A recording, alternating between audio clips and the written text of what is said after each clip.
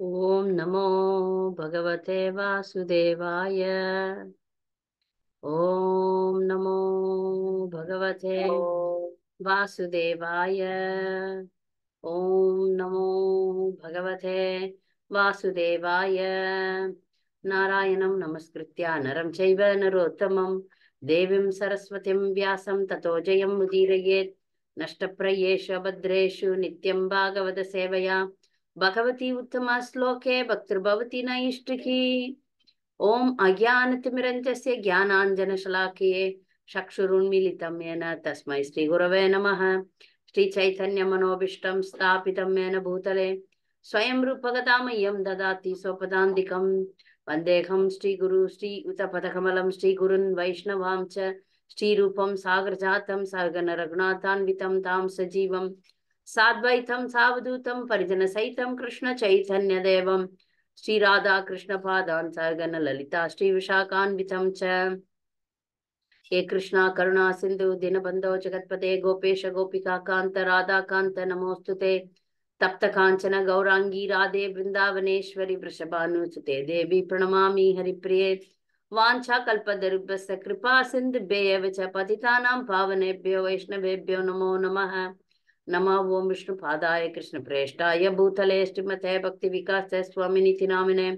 नमः ओं विष्णुपादाय कृष्णप्रेष्ठाय भूतले श्रीमते भक्तिवेदान्त स्वामिनिति नामिने। नमस्ते सारस्वते देवे गौरवाणी प्रचारिणे निर्विशेष शून्यवादी पाश्चात्य देशतारिणे। श्री कृष्ण चैतन्य प्रभु नित्यानंद श्री अद्वैत गदाधर शिवासादि गौर भक्त वृंद। हरे कृष्ण कृष्ण कृष्ण हरे हरे हरे राम राम राम हरे हरे। जय जय श्री चैतन्य जय नित्यानंद जय द्वैत चंद्र जय गौर भक्त वृंद। नमो महावदन्याय कृष्ण प्रेमे प्रदायते कृष्णाय कृष्ण चैतन्य नामिने गौरतुषे नमः। संकर्षणो कारणतोय साई गर्भोदक साई च पयोब्धि साई शेषशेषांशकलाः नित्यानन्दाख्य रामः शरणं नमास्तु। संसार दुःख जलदौ पतितस्य काम क्रोधादिनकरै मकरै कवलीकृतस्य दुर्वासना निकटितस्य निराश्रयस्य चैतन्य चन्द्र मम देहि पदावलम्बम्। आजानुलम्बित भुजौ कनकावदातौ सङ्गीर्तनैकवितरौ कमलायताक्षौ विश्वाम्बरो द्विजवरो युगधर्मपालौ वन्दे जगत्प्रियकरो करुणावतारो करुणावतारो करुणावतारो। श्री चैतन्य महाप्रभु की जय। ஸ்ரீல பிரபுபாத் की जय। நேற்றைய வகுப்பு இன்று தொடர்கின்றோம்। நவதீப் மண்டல பரிக்கிரமாவில் 9 தீவுகள் இருக்கின்றது. கிழக்கு கரையாக 4 தீவுகளும் மேற்கு கரையாக 5 தீவுகளும் இருக்கின்றது. கிழக்கு கரையில் இருக்கிற தீவுகளை நேற்று பார்த்தோம். சீமந்த தீப், கோதுரும தீப், மத்திய தீப், ஆத்ம அந்தர்தீப். இதுல மேற்கு கரைக்கு வந்தோம் கோலதீப்ல. கோலதீப்ல முக்கியமாக பார்க்க வேண்டிய இடங்கள், கோலதீப்ல கோலதீப்ல தாமேஸ்வர் மகாபிரபு, ஜெகநாத் தாஸ் பாபாஜி மகாராஜனுடைய சமாதி, பஜன் குட்டீர். இதுல ஒரு இடத்த நான் உங்களுக்கு சொல்லாம விட்டுட்டேன். அந்த இடம் ஒரு முக்கியமான இடம். அதனால அதை நேற்று தான் ஞாபகம் வந்தது. அதை நான் இப்போ உங்களுக்கு விவரிக்கிறேன். கோலதீப் பாத சேவனத்துல இருக்கு. விஷ்ணு பிரியா பத்தி நம்ம பேசணும். பாத சேவனம் விஷ்ணு பிரியா சைத்தன்ய மகாபிரபுவுடைய பாதுகையை எடுத்து சைத்தன்ய மகாபிரபுனுடைய விக்கிரகத்தையும் வைத்து கொண்டு அவங்க பூஜை பண்ணாங்கன்னு பார்த்தோம். இதே இடத்துல இந்த கோலதீப்ல ஒரு சம்பவம் நடந்தது. தேவானந்த பண்டிட் அப்படின்னு ஒருத்தர் இருந்தார். அந்த பண்டிட், தேவானந்த பண்டிட்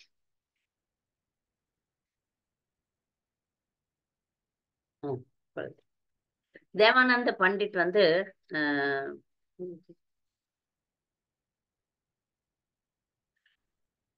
நல்ல பாகவதம் சொல்வார். அந்த பாகவதம் சொல்றதை கேட்டு சிவாஸ் டாக்கூர் இப்படி மெய் மறந்து அழ ஆரம்பிச்சிடுறாரு.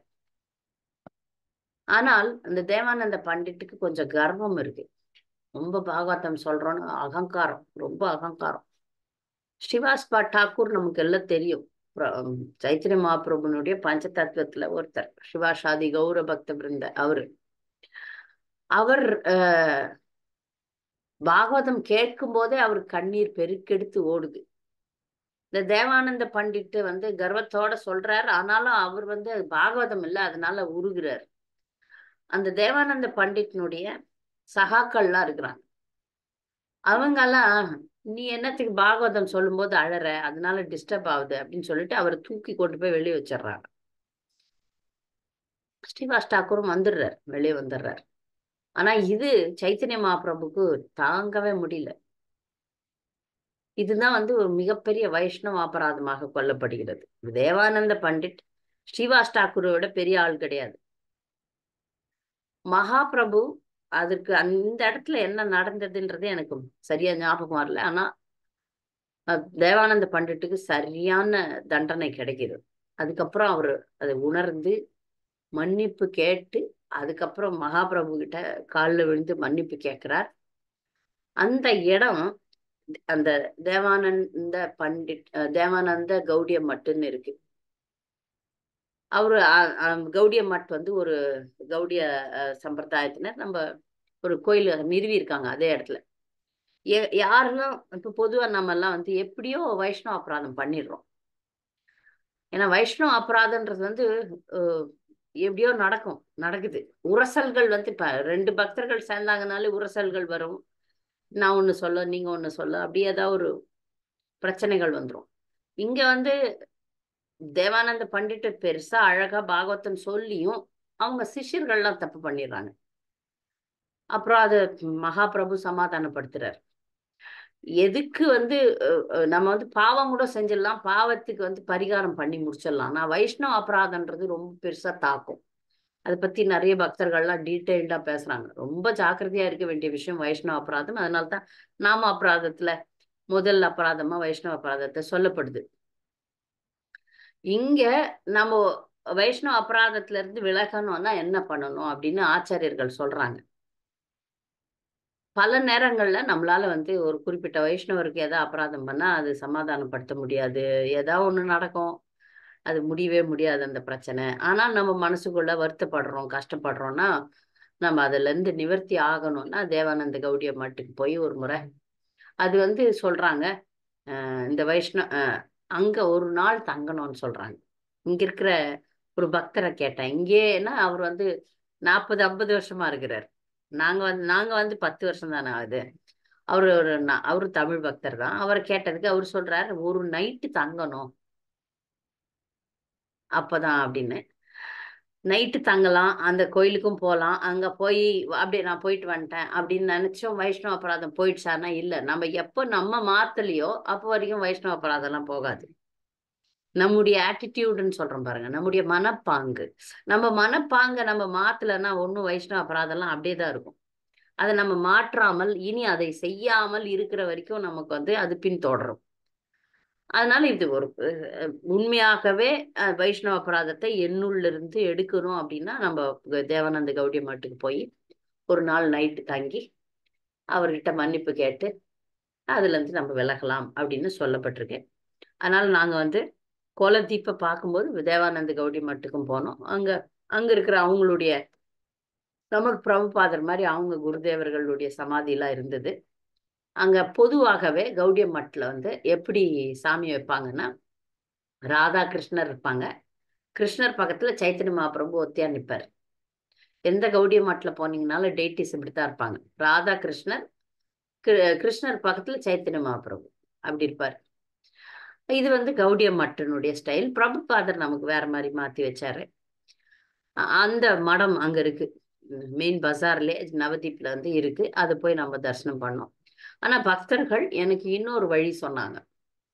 நிஜமாவே வைஷ்ணவ அபராதத்தை நீங்க நீக்க விரும்புறீங்கன்னா சைத்தன்ய மகாபிரபுனுடைய 108 பெயர்களை காலையில 6ல இருந்து 8:30 வரைக்கும் சொல்லணும். இது பல வருஷமா நான் சொல்லிட்டு வரேன். விஸ்வேஸ்வரி மாதாஜி கூட தமிழ்ல நம்ம குரூப்ல போட்டாங்க பல வருஷத்துக்கு முன்னாடி. அது சொல்லும்போது மகாபிரபு வந்து என்ன செய்யறாருன்னா, நம்மளுக்கு வைஷ்ணவ அபராதத்துல இருந்து முக்தி தரார். அது மட்டும் இல்லாமல் ஒரு பக்தர் சாகும் நேரத்துல அவர் நினைக்கிற மாதிரி வைப்பாராம். அந்த அந்தே நாராயண ஸ்மிருதி அவர் கொடுப்பார். அந்தே சைத்தன்ய ஸ்மிருதி சாஸ்வதின்னு அந்த ஸ்லோகத்துல வரும். அதனால அந்த ஸ்லோகத்தை ஒரு முறை சொல்லிடுங்கன்னு அதே பக்தர் சொன்னார். அங்க போய் தேவானந்த கௌடிய மடல போய் தூங்குறதுக்கு பதில் நீங்க தினமும் ஒரு 5 நிமிஷம் ஆகும் அந்த ஸ்லோகம் சொல்றதுக்கு. 108 பெயர் தினமும் நீங்க மனப்பாடம் பண்ணி சொன்னீங்கன்னா அது இதாகும். அது ரொம்ப பிரசித்தம். இந்த ஸ்லோகம் சொல்ற ஆசைப்படுற பக்தர்கள்லாம் அதை செஞ்சா நல்லது. இவ்வாறாக நம்ம கோலத்தீப்பை முடிச்சிட்டோம். கோலத்தீப்ல பாத சேவனம் அதை முடிச்சோம். இப்ப நாம போறது ரித்து தீப். ரித்து அப்படின்னா என்ன அர்த்தம்னா பருவ காலம்னு அர்த்தம். ரித்து அப்படின்னா அப்போ ரித்து தீப்னா பல பருவ காலங்கள், 6 காலம் இருக்கு இல்லையா? அந்த 6 காலங்களும் இங்க வந்து நபர்களாக இருக்கிறாங்க. ஆன்மீக வாழ்க்கையில பாத்தீங்கன்னா எல்லாமே ஒரு நபர். நதி இப்போ பொதுமக்களுக்கெல்லாம் இது நதினா தண்ணி எச்ச துப்புவாங்க, கால் கழுவுவாங்க, எல்லாம் பண்றாங்க, நம்ம பாக்குறோம் இல்லையா? அவங்களுக்கு அது கங்கைன்னு தெரியாது. கங்கையிலே வசிக்கிறாங்க, எச்ச துப்புவாங்க. அப்படியே நமக்கு நெஞ்சு வலிக்கும். ஏன்னா கங்கை தாய், நமக்கு நீர் கொடுத்து காப்பாற்றுற தாய் அவ. அது ஒரு நபர். அப்ப இந்த ரித்து நபர் பர்சானிபிகேஷன்னா நபர்னு. இந்த பருவ காலங்கள்லாம் நபர்களாக வந்து மகாபிரபு வணங்கின இடம் தான் ரித்தி தீப்பு. அப்ப அந்த இடத்துல வந்து பள்ளிக்கூடம் இருக்கு. மகாபிரபு படிச்ச பள்ளிக்கூடம் இருக்கு. அந்த பள்ளிக்கூடத்துல வந்து மகாபிரபு படிக்கும்போது அவர் எழுதின குச்சி பேனா அதை அப்படி சொருகி வச்சார். அது ஒரு மரம் ஆயிடுச்சு. அதெல்லாம் நீங்க அங்க பார்க்கலாம்.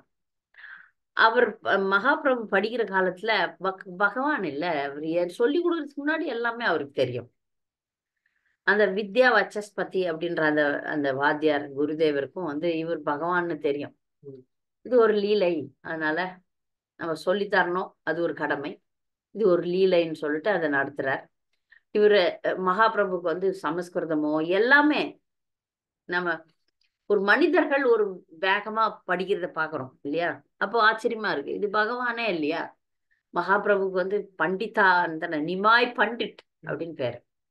அவரை வந்து வாக்குவாதத்துல யாருமே மீற முடியாதான். அதனால சில பக்தர்கள் கூட முதல்ல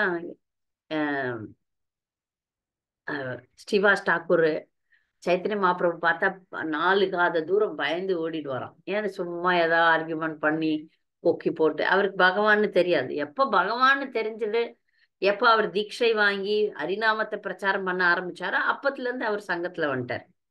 ஆனா அது வரைக்கும் இவரை பார்த்தா இவர் ஏதாவது ஆர்கியூமெண்ட் பண்ணுவாருன்னு ஓடுவார். அந்த அளவுக்கு அவர் ஸ்காலர்லி இருந்தார். கடவுளுடைய குணம் இல்லையா?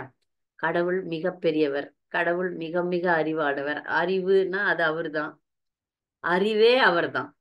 அதனால அவர் படிச்ச இடம் வந்து நம்ம போய் பார்க்கலாம். அது ரொம்ப நல்லா இருக்கும். அந்த அது வித்யா நகர்னு பேரு.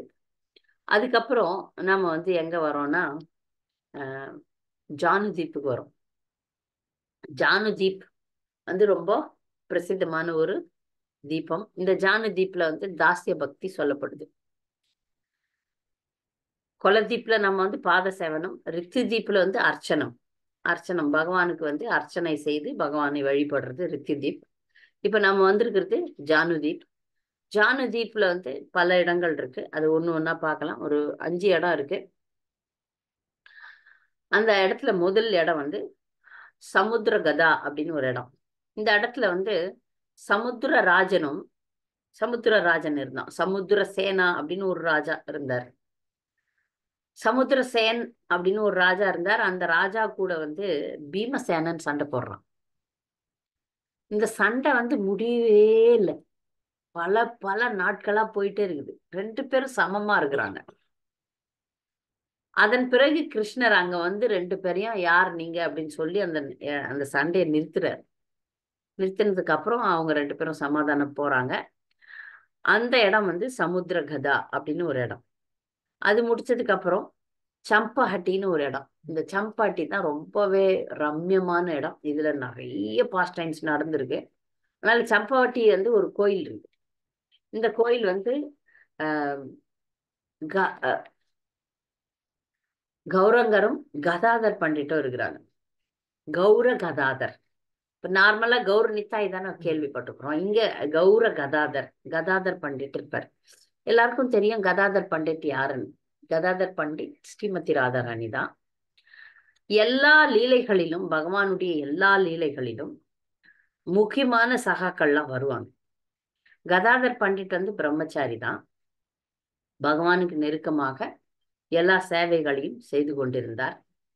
அந்த விக்கிரகம் இப்ப நீங்க சம்பஹட்டின்ற இந்த இடத்துல விக்கிரகம் வந்து பாத்தீங்கன்னா சற்றேறக்குறைய மகாபிரபு, நான் சொன்னேன்ல நேத்தே வகுப்புல சொன்னேன், சில விக்கிரகங்கள் மகாபிரபுவோட ஒத்து போகும். ஒண்ணு தாமேஸ்வர் மகாபிரபு, அம்பிகா கல்னால இருக்கக்கூடிய கௌரணி தாயார்கள், அப்புறம் இங்க இருக்கிற கௌர கதாதர். கௌர கதாதர் விக்கிரகமும் கொஞ்சம் பிரசித்தமான விக்கிரகம் தான். இவங்க பாத்தீங்கன்னா 6 அடிக்கு ரொம்ப அப்படியே நிக்கிற மாதிரியே இருக்கும். சாக்ஷாத் அங்க பகவான் கதாதரும் கௌரங்கரும் அப்படியே நிக்கிற மாதிரி இருக்கும் விக்கிரகம். இங்க ஒரு அருமையான ஒரு பிரம்மச்சாரி உட்காந்து நிறைய கீத கோவிந்தம் எல்லாம் பாடுறார். கீத கோவிந்தம் வந்து நமக்கு அனுமதி இல்லை பாடுறதுக்கெல்லாம், கேட்கறதுக்கோ பாடுறதுக்கோ படிக்கிறதுக்கோ அனுமதி இல்லை. உயர்ந்த பக்தர்கள் பகவானுக்காக பாடுறாங்க. இந்த இடத்தினுடைய சிறப்புகள் நிறைய இருக்கு. இதுல ஜெயதேவ் கோஸ்வாமி ஒரு காலகட்டத்துல இருந்தார். ஜெயதேவ் கோஸ்வாமியினுடைய வாழ்க்கை வரலாறு நான் வந்து ஒரு கட்டுரையை எழுதியிருக்கிறேன், நான் உங்களுக்கு அனுப்பிச்சிடுறேன், நீங்க பாத்துக்கங்க. ஜெயதேவ் கோஸ்வாமி தான் கீத கோவிந்தம் எழுதினார். அவர் தான் அந்த தச அவதார ஸ்தோத்திரம், இந்த தவக்கர கமலவரே பாடுறோம் இல்ல, அது வந்து அந்த தச அவதாரத்துல நரசிம்மருக்காக பாடுற ஒரு ஒரு ஸ்லோகம். அது மாதிரி 10 அவதாரத்துக்கும் 10 பாட்டு அவர் பாடியிருக்காரு. அந்த ஜெயதேவ் கோஸ்வாமி அவரை பத்தி எல்லாருக்கும் தெரியும். ஒரு சின்னதா ஒரு முக்கியமான கதையை மட்டும் சொல்லிடுறேன்.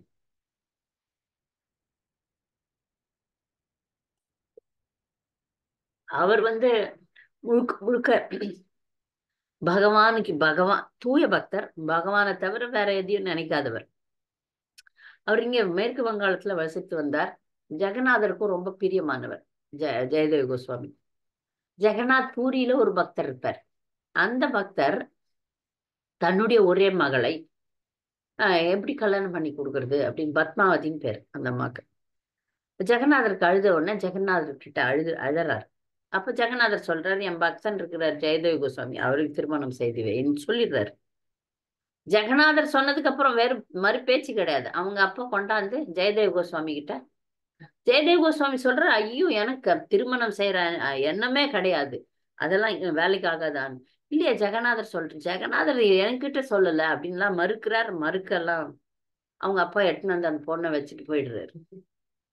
ஜெயதேவ் கோஸ்வாமிக்கு வேற வழி இல்லாமல் திருமணம் செய்து கொள்கிறார். அந்த அம்மாவும் அருமையான பக்தர். எப்படிப்பட்ட பக்தர்னா ஜெயதேவ் கோஸ்வாமியே பார்க்காத பகவான அந்த அம்மா பாக்குறார். அது பெரிய விஷயம் இல்லையா? தினமும் கணவனுக்கு பணிவிடை செய்வாங்க. இவர் பெரிய பாடகர், பெரிய மகாத்மான்னு அந்த நாட்டு ராஜாக்கே தெரியும், எங்க மேற்கு வங்காளத்துல. அவர் வந்து சொல்லிட்டாரு, அந்த மன்னன் வந்து, உங்களுக்கு நான் அரண்மனையில வந்து வாழுங்க, நல்லா என்ன பார்த்து பாட்டு பாடுங்க, நான் உங்களுக்கு வசதி இல்லை, நான் யாரை பார்த்தும் பாட மாட்டேன், நான் குடிசையிலே வாழ்ந்துக்கிறேன், உங்ககிட்ட எல்லாம் நான் வரமாட்டேன்னு சொல்றாரு. இவர் மகாத்மா, இவர் நம்ம நாட்டை விட்டு போகக்கூடாதுன்னு சொல்லிட்டு இந்த சம்பாட்டின்ற இடத்துல நல்லாவே அவரு, சம்பாட்டின்ற இடத்துல வந்து, சம்பான்றது ஒரு ஒரு மலர். நீங்க நம்ம ஊர்ல அது பேர் எனக்கு தமிழ்ல என்ன சொல்ல, இங்க மஞ்சளா இருக்கும், அதுல நம்ம மோதிரம் கூட செஞ்சு போட்டுக்குவோம்.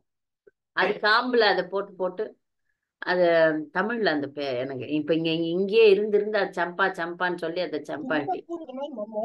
செண்பகமா? தும்பை தும்பை தும்பை இல்ல, வெள்ளையா இருக்கு. இல்ல இல்ல, சிவப்பு கலர் சம்பா இருக்கு, மஞ்சள் கலர் சம்பா இருக்கு. அது தெரியல, நம்ம சம்பங்கி கிடையாது, மரம். சும்மா தொட்டாலே அந்த மரம் உடைஞ்சிரும். மாதாஜி சம்பங்கி பூன்னு சொல்லுவாங்களா? அதான் மாதாஜி. இல்ல, சம்பங்கி வேற. சம்பங்கின்றது வந்து அந்த இதழா இருக்கும், புக்ல வச்சா கூட வாசனை அடிக்கும், அது வேற.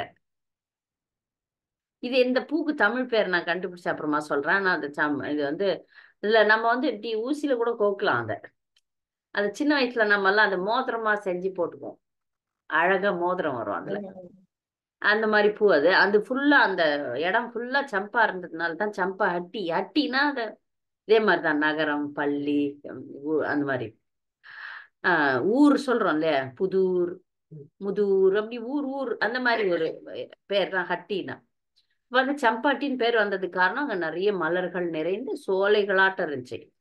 அப்போ அந்த இடத்துலதான் ஜெயதேவ கோஸ்வாமி வாழ்ந்து வந்தார். அதனாலயும் அது பிரசித்தம். அதுக்கப்புறம் தான் மகாபிரபு வர்றாங்க.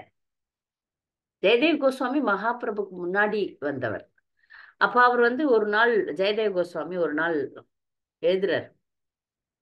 எழுதும்போது அது அவருக்கு வந்து இப்ப மிகப்பெரிய பக்தர்கள்லாம் எழுதுறது எப்படின்னா, பகவான் உள்ள இருந்து சொல்வார். இப்போ வியாசதேவர் எப்படி எழுதினார், பகவான் சொல்லிதான் எழுதினார். அப்புறம் நம்ம கிருஷ்ணதாஸ் கவிராஜ் கோஸ்வாமி அவ்வளவு வயசான காலத்துல சைத்தன்ய சரிதாமிர்தம் எப்படி எழுதினார், உள்ள இருந்து கிருஷ்ணர் சொல்றார். பிரபுபாதருக்கும் அப்படிதான். பிரபுபாதரும் சொல்றாரு, நான் எழுதின மாதிரி எனக்கு தெரியல, நானே எழுதுந்தே அவர் படிப்பார். பிரபுபாதர் சொல்றார், நான் எழுதல, கிருஷ்ணர் தான் சொல்ல வச்சு எழுதினார் அப்படின்னு. எழுத வச்சார் என்னன்னு. அதே போல ஜெயதேவ் கோஸ்வாமி ஒரு பாடல் எழுதுறார். அந்த பாடல்ல அந்த பாடல் வரி நான் அந்த கட்டுரையில எழுதியிருக்கிறேன். மமதேகி பதாவலம்பமும் என்ன வரும். அதாவது ராதாராணிய கிருஷ்ணர் வந்து உன்னுடைய தாமரை பாதங்கள் உன்னுடைய துளி எனக்கு கொடு அப்படின்ற மாதிரி ஒரு வாசகம். அப்போ அவருக்கு அது தாங்க முடியல. கிருஷ்ணர் இது வந்து நடைமுறை வாழ்க்கையில கணவன் வந்து மனைவி பாத துளி எல்லாம் எடுக்கிறது இல்லை. ஏன்னா கணவனுடைய நிலை வந்து உயர்ந்த நிலை, மனைவி தாழ்ந்த நிலை. ஆனா இங்க வந்து இது அன்பின் எல்லை இல்லை, மிக்க உச்ச நிலை, அன்பின் உச்ச நிலைன்னு சொல்லலாம். அதுல வந்து இது நடக்குது. இது ஒரு மிக மிக அந்தரங்கமான விஷயம். இதெல்லாம் பப்ளிக்ல பேசவே கூடாது. அதுக்குதான் கீத கோவிந்தம்லாம் நாமெல்லாம் பாடக்கூடாது, கேட்கக்கூடாது, எல்லாம் பண்ண முடியாது. அவ்வளவுதான். அப்ப அதுலதான் இந்த வரி வருது. அப்ப இவருக்கு வந்து எழுத முடியல, அதை எழுதல. சரி, நான் அப்படியே வச்சுட்டு நான் போய் இப்போ பத்மாவதி, நான் போய் குளிக்க போயிட்டு வரேன்னு சொல்லிட்டு பத்மாவதி கிட்ட சொல்லிட்டு குளிக்க போயிடுறாரு. இந்த சமயம் பார்த்து கிருஷ்ணர் வந்து ஜெயதேவ் கோஸ்வாமியா வந்துடுறாரு. வந்து பத்மாவதி, நான் குளிச்சுட்டு வந்துட்டேன், சாப்பாடு போடணும். பத்மாவதி ஆக்கி வச்சதெல்லாம் நல்லா போட்டுட்டோன்னு இவர் சாப்பிட்டுட்டு போய் எழுத போறாரு. எழுதி அதை திரும்பியும் அழிச்சதை திருப்பியும் எழுதி வச்சுட்டு வர்றாரு. இங்கு புதுசா இருக்கும். நான் அப்பெல்லாம் இங்கு தொட்டு தொட்டு எழுதுறது. அப்ப அந்த சுவடியில வந்து இதை திரும்பி எழுதிட்டு போயிடுறாரு. இவர் போனதுக்கு அப்புறம் திரும்பியும் ஜெயதேவ் கோஸ்வாமி வர்றாரு. வந்து பத்மாவதி, பசிக்குதுமா, இப்பதான் குடிச்சிட்டு வந்தேன் எனக்கு பத்மாவதி பாத்தீங்கன்னா, பத்மாவதி உட்காந்து அவங்க சாப்பிடுறாங்க. இப்பதான் நான் வந்து என்னம்மா, எப்பத்துல இருந்து இந்த பழக்கம் உனக்கு? நான் சாப்பிடறதுக்கு முன்னாடி எப்பவுமே நீ சாப்பிட்டது இல்லையா? ரொம்ப பசிக்குதா, உடம்பு சரியில்லையா, என்னை விட்டுட்டு சாப்பிடுறியான்னு. என்ன சுவாமி, இப்பதானே உங்களுக்கு போட்டேன், நீங்க போய் உட்காந்து எழுதுறீங்கன்னு நினைச்சுதான் நான் சாப்பிடுறேன்னு அவருக்கு புரிஞ்சிருச்சு. இவங்க பொய்யா சொல்லுவாங்கன்னு. உள்ள போய் பார்த்தா இங்கு புதுசா இருக்கு. நீ செய்த பாக்கியத்தை அப்புறம் புரிஞ்சிடுச்சு. இந்த வரி அவர் எடுக்க கூடாதுன்றத கிருஷ்ணர் வந்து திரும்பி எழுதி வச்சுட்டு போயிடுறாரு. அப்போ பத்மாவதி செஞ்ச பாக்கியம் நான் பண்ணல. அவங்களுக்கு வந்து அவங்க கையில வந்து சாப்பிட்டு போயிருக்கீங்க. அவர் சொல்றார், ஜெயதேவ் கோஸ்வாமி, நீ வந்து உன் கையில பகவான் சாப்பிட்டு இருக்கிறார், நீ ஒரு மகா வைஷ்ணவி அப்படின்னு சொல்றார். அந்த அளவுக்கு ஜெயதேவ் கோஸ்வாமியினுடைய பெருமைகள் வந்து நிறையவே சொல்லலாம். அதுல ஒரே ஒரு பாஸ்ட் டைம், நிறைய பாஸ்ட் டைம்ஸ் இருக்கு. இந்த ஒண்ணு மட்டும் நான் சொல்லிட்டு நம்ம அடுத்த கதைக்கு போகலாம்.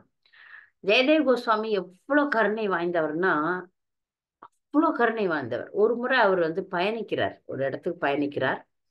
அந்த பயணம் செய்யும் போது, அப்ப பத்மாவதி இல்லை, பயணம் செய்யும் போது அங்க திருடர்கள் வந்து அவரை வந்து அடிச்சு தள்ளிட்டு அவர்கிட்ட என்ன இருக்குதோ அதை எடுத்துட்டு போறானுங்க. ஆனா அந்த நாட்டு மன்னனுக்கு ஜெயதேவ் கோஸ்வாமி ரொம்ப பிடிக்கும். அதனால கண்டுபிடிச்சு ஜெயதேவ் கோஸ்வாமி அரண்மனையில வச்சு அவருக்கு வந்து எல்லா தகுந்த மரியாதை எல்லாம் கொடுக்குறாங்க. அப்ப அந்த நேரத்துல சிப்பாய்கள், இந்த திருடர்கள் 4 திருடர்கள், அந்த 4 திருடர்களையும் பிடிச்சின்னு வந்து இவனுங்க தான் வந்து ஜெயதேவ் கோஸ்வாமியை இந்த நிலைக்கு ஆளாக்கணுதுன்னு கண்டுபிடிச்சு தண்டனை கொடுக்க போறாங்க. அப்ப ஜெயதேவ் கோஸ்வாமி சொல்றார், இல்ல இல்ல, பாவம், அவங்க என்ன ஒண்ணும் பண்ணல, அவங்க நல்லவங்க, அவங்கள பத்திரமா நாட்டை விட்டு வெளியே அனுப்பிச்சிருங்க அப்படின்னு சொல்லி அவ்வளவு மன்னிக்கிறார். இவனுங்க தான் அந்த வேலையை பண்ணது. ஆனாலும் அவனுங்களுக்கு துன்பம் கொடுக்க கூடாதுன்னு அவ்வளோ பெருந்தன்மையோட ராஜானுடைய அனுமதியோட சோல்ஜர்ஸை வச்சு அவங்கள பத்திரமா எங்கன்னா எடுத்துமே விட்டுருங்க அப்படின்னு சொல்றாரு. அந்த சிப்பாய்களும் இவனுங்க பேச்சை கேட்டுட்டு இவர் பேச்சை கேட்டு இவனை தப்பி வெளியே அனுப்பிச்சிடலாம்னு சொல்லி வெளியே அனுப்ப போகும்போது மீண்டும் அந்த திருடர்களுடைய எண்ணம் அவ்வளோ கெட்ட எண்ணம். இல்ல இல்ல, இந்த ஜெயதேவ கோஸ்வாமி மிகப்பெரிய திருடன், ராஜாவை ஏமாத்தி அந்த சொத்தெல்லாம் திருடிக்கலாம்னு எங்களுக்கெல்லாம் கூப்பிட்டு எங்களெல்லாம் பங்கு போடுறதுக்கெல்லாம் கூப்பிட்டான். ஜெயதேவ கோஸ்வாமியை நம்ப கூடாதுன்னு சொல்லுங்க ராஜா கிட்ட அப்படின்னு புரட்டி பேசி ஜெயதேவ கோஸ்வாமியை பத்தி தப்பா பேசும்போது அந்த சிப்பாய்களுக்கு என்ன பண்றதுன்னு தெரியல. இப்ப ராஜா வந்தா ஒரு முடிவு எடுப்பார், சிப்பாய்ங்க என்ன பண்றது? இந்த மாதிரி சொல்றாங்களே, இப்ப ஜெயதேவ கோஸ்வாமியை நம்புறதா இல்ல இந்த திருடர்களை நம்புறதா, யார நம்புறது? நான் எங்களுக்கு கூட்டு வைக்கிறேன்னு சொன்னாரு. அவருக்கு நாட்டுக்கே பாதகம் விளைவிக்கக்கூடியவர், அவர்த்த சிறை சேதம் பண்ணணும், இப்படி பண்ணணும் அப்படி பண்ணணும் நிறைய பேச ஆரம்பிக்கிறானுங்க.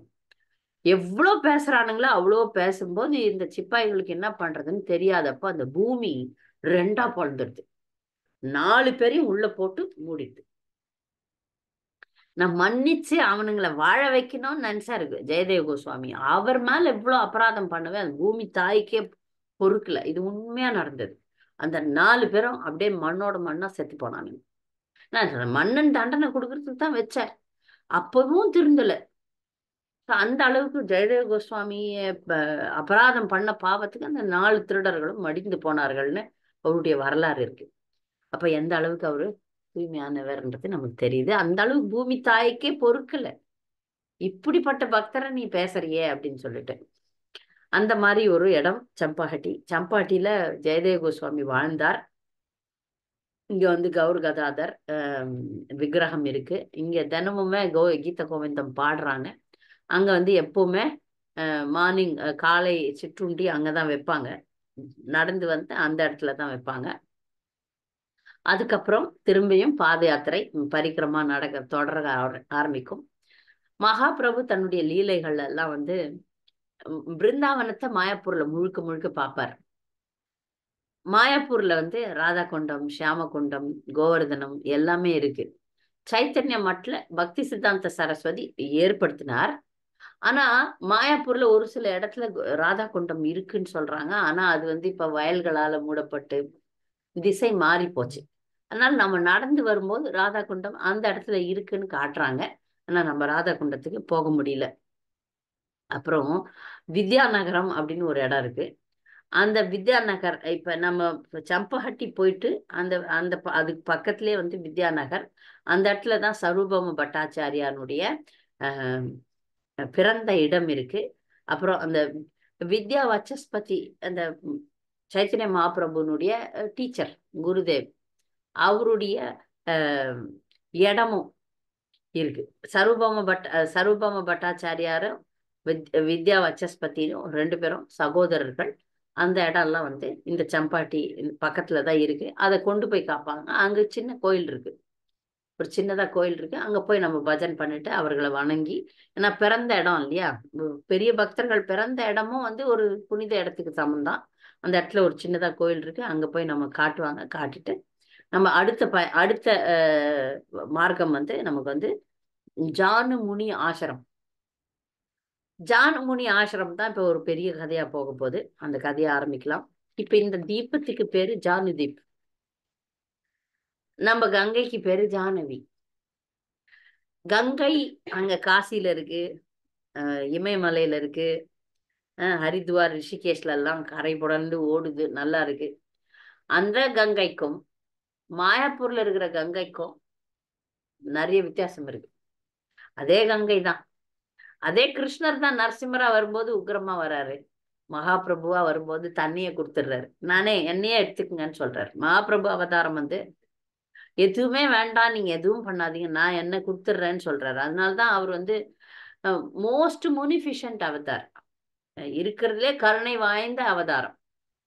அதாவது 2 வார்த்தை இருக்கான். இன்னைக்கு வகுப்புல சொன்னார் ஒரு மகாராஜர். மெர்சின்னு ஆங்கிலத்துல சொல்லுவோம், அது பிரெஞ்சுல இல்ல. பிரெஞ்சுல மெர்சின்னா தேங்க்யூ. மெர்சி அப்படின்னா கருணைன்னு நம்ம தமிழ்ல சொல்லுவோம். கிருபா அப்படின்னு ஒரு வார்த்தை இருக்கு, கிருபான்னு ஒரு வார்த்தை இருக்கு. கருணைன்னு ஒரு வார்த்தை, கருணா அப்படின்னு ஒரு வார்த்தை இருக்கு.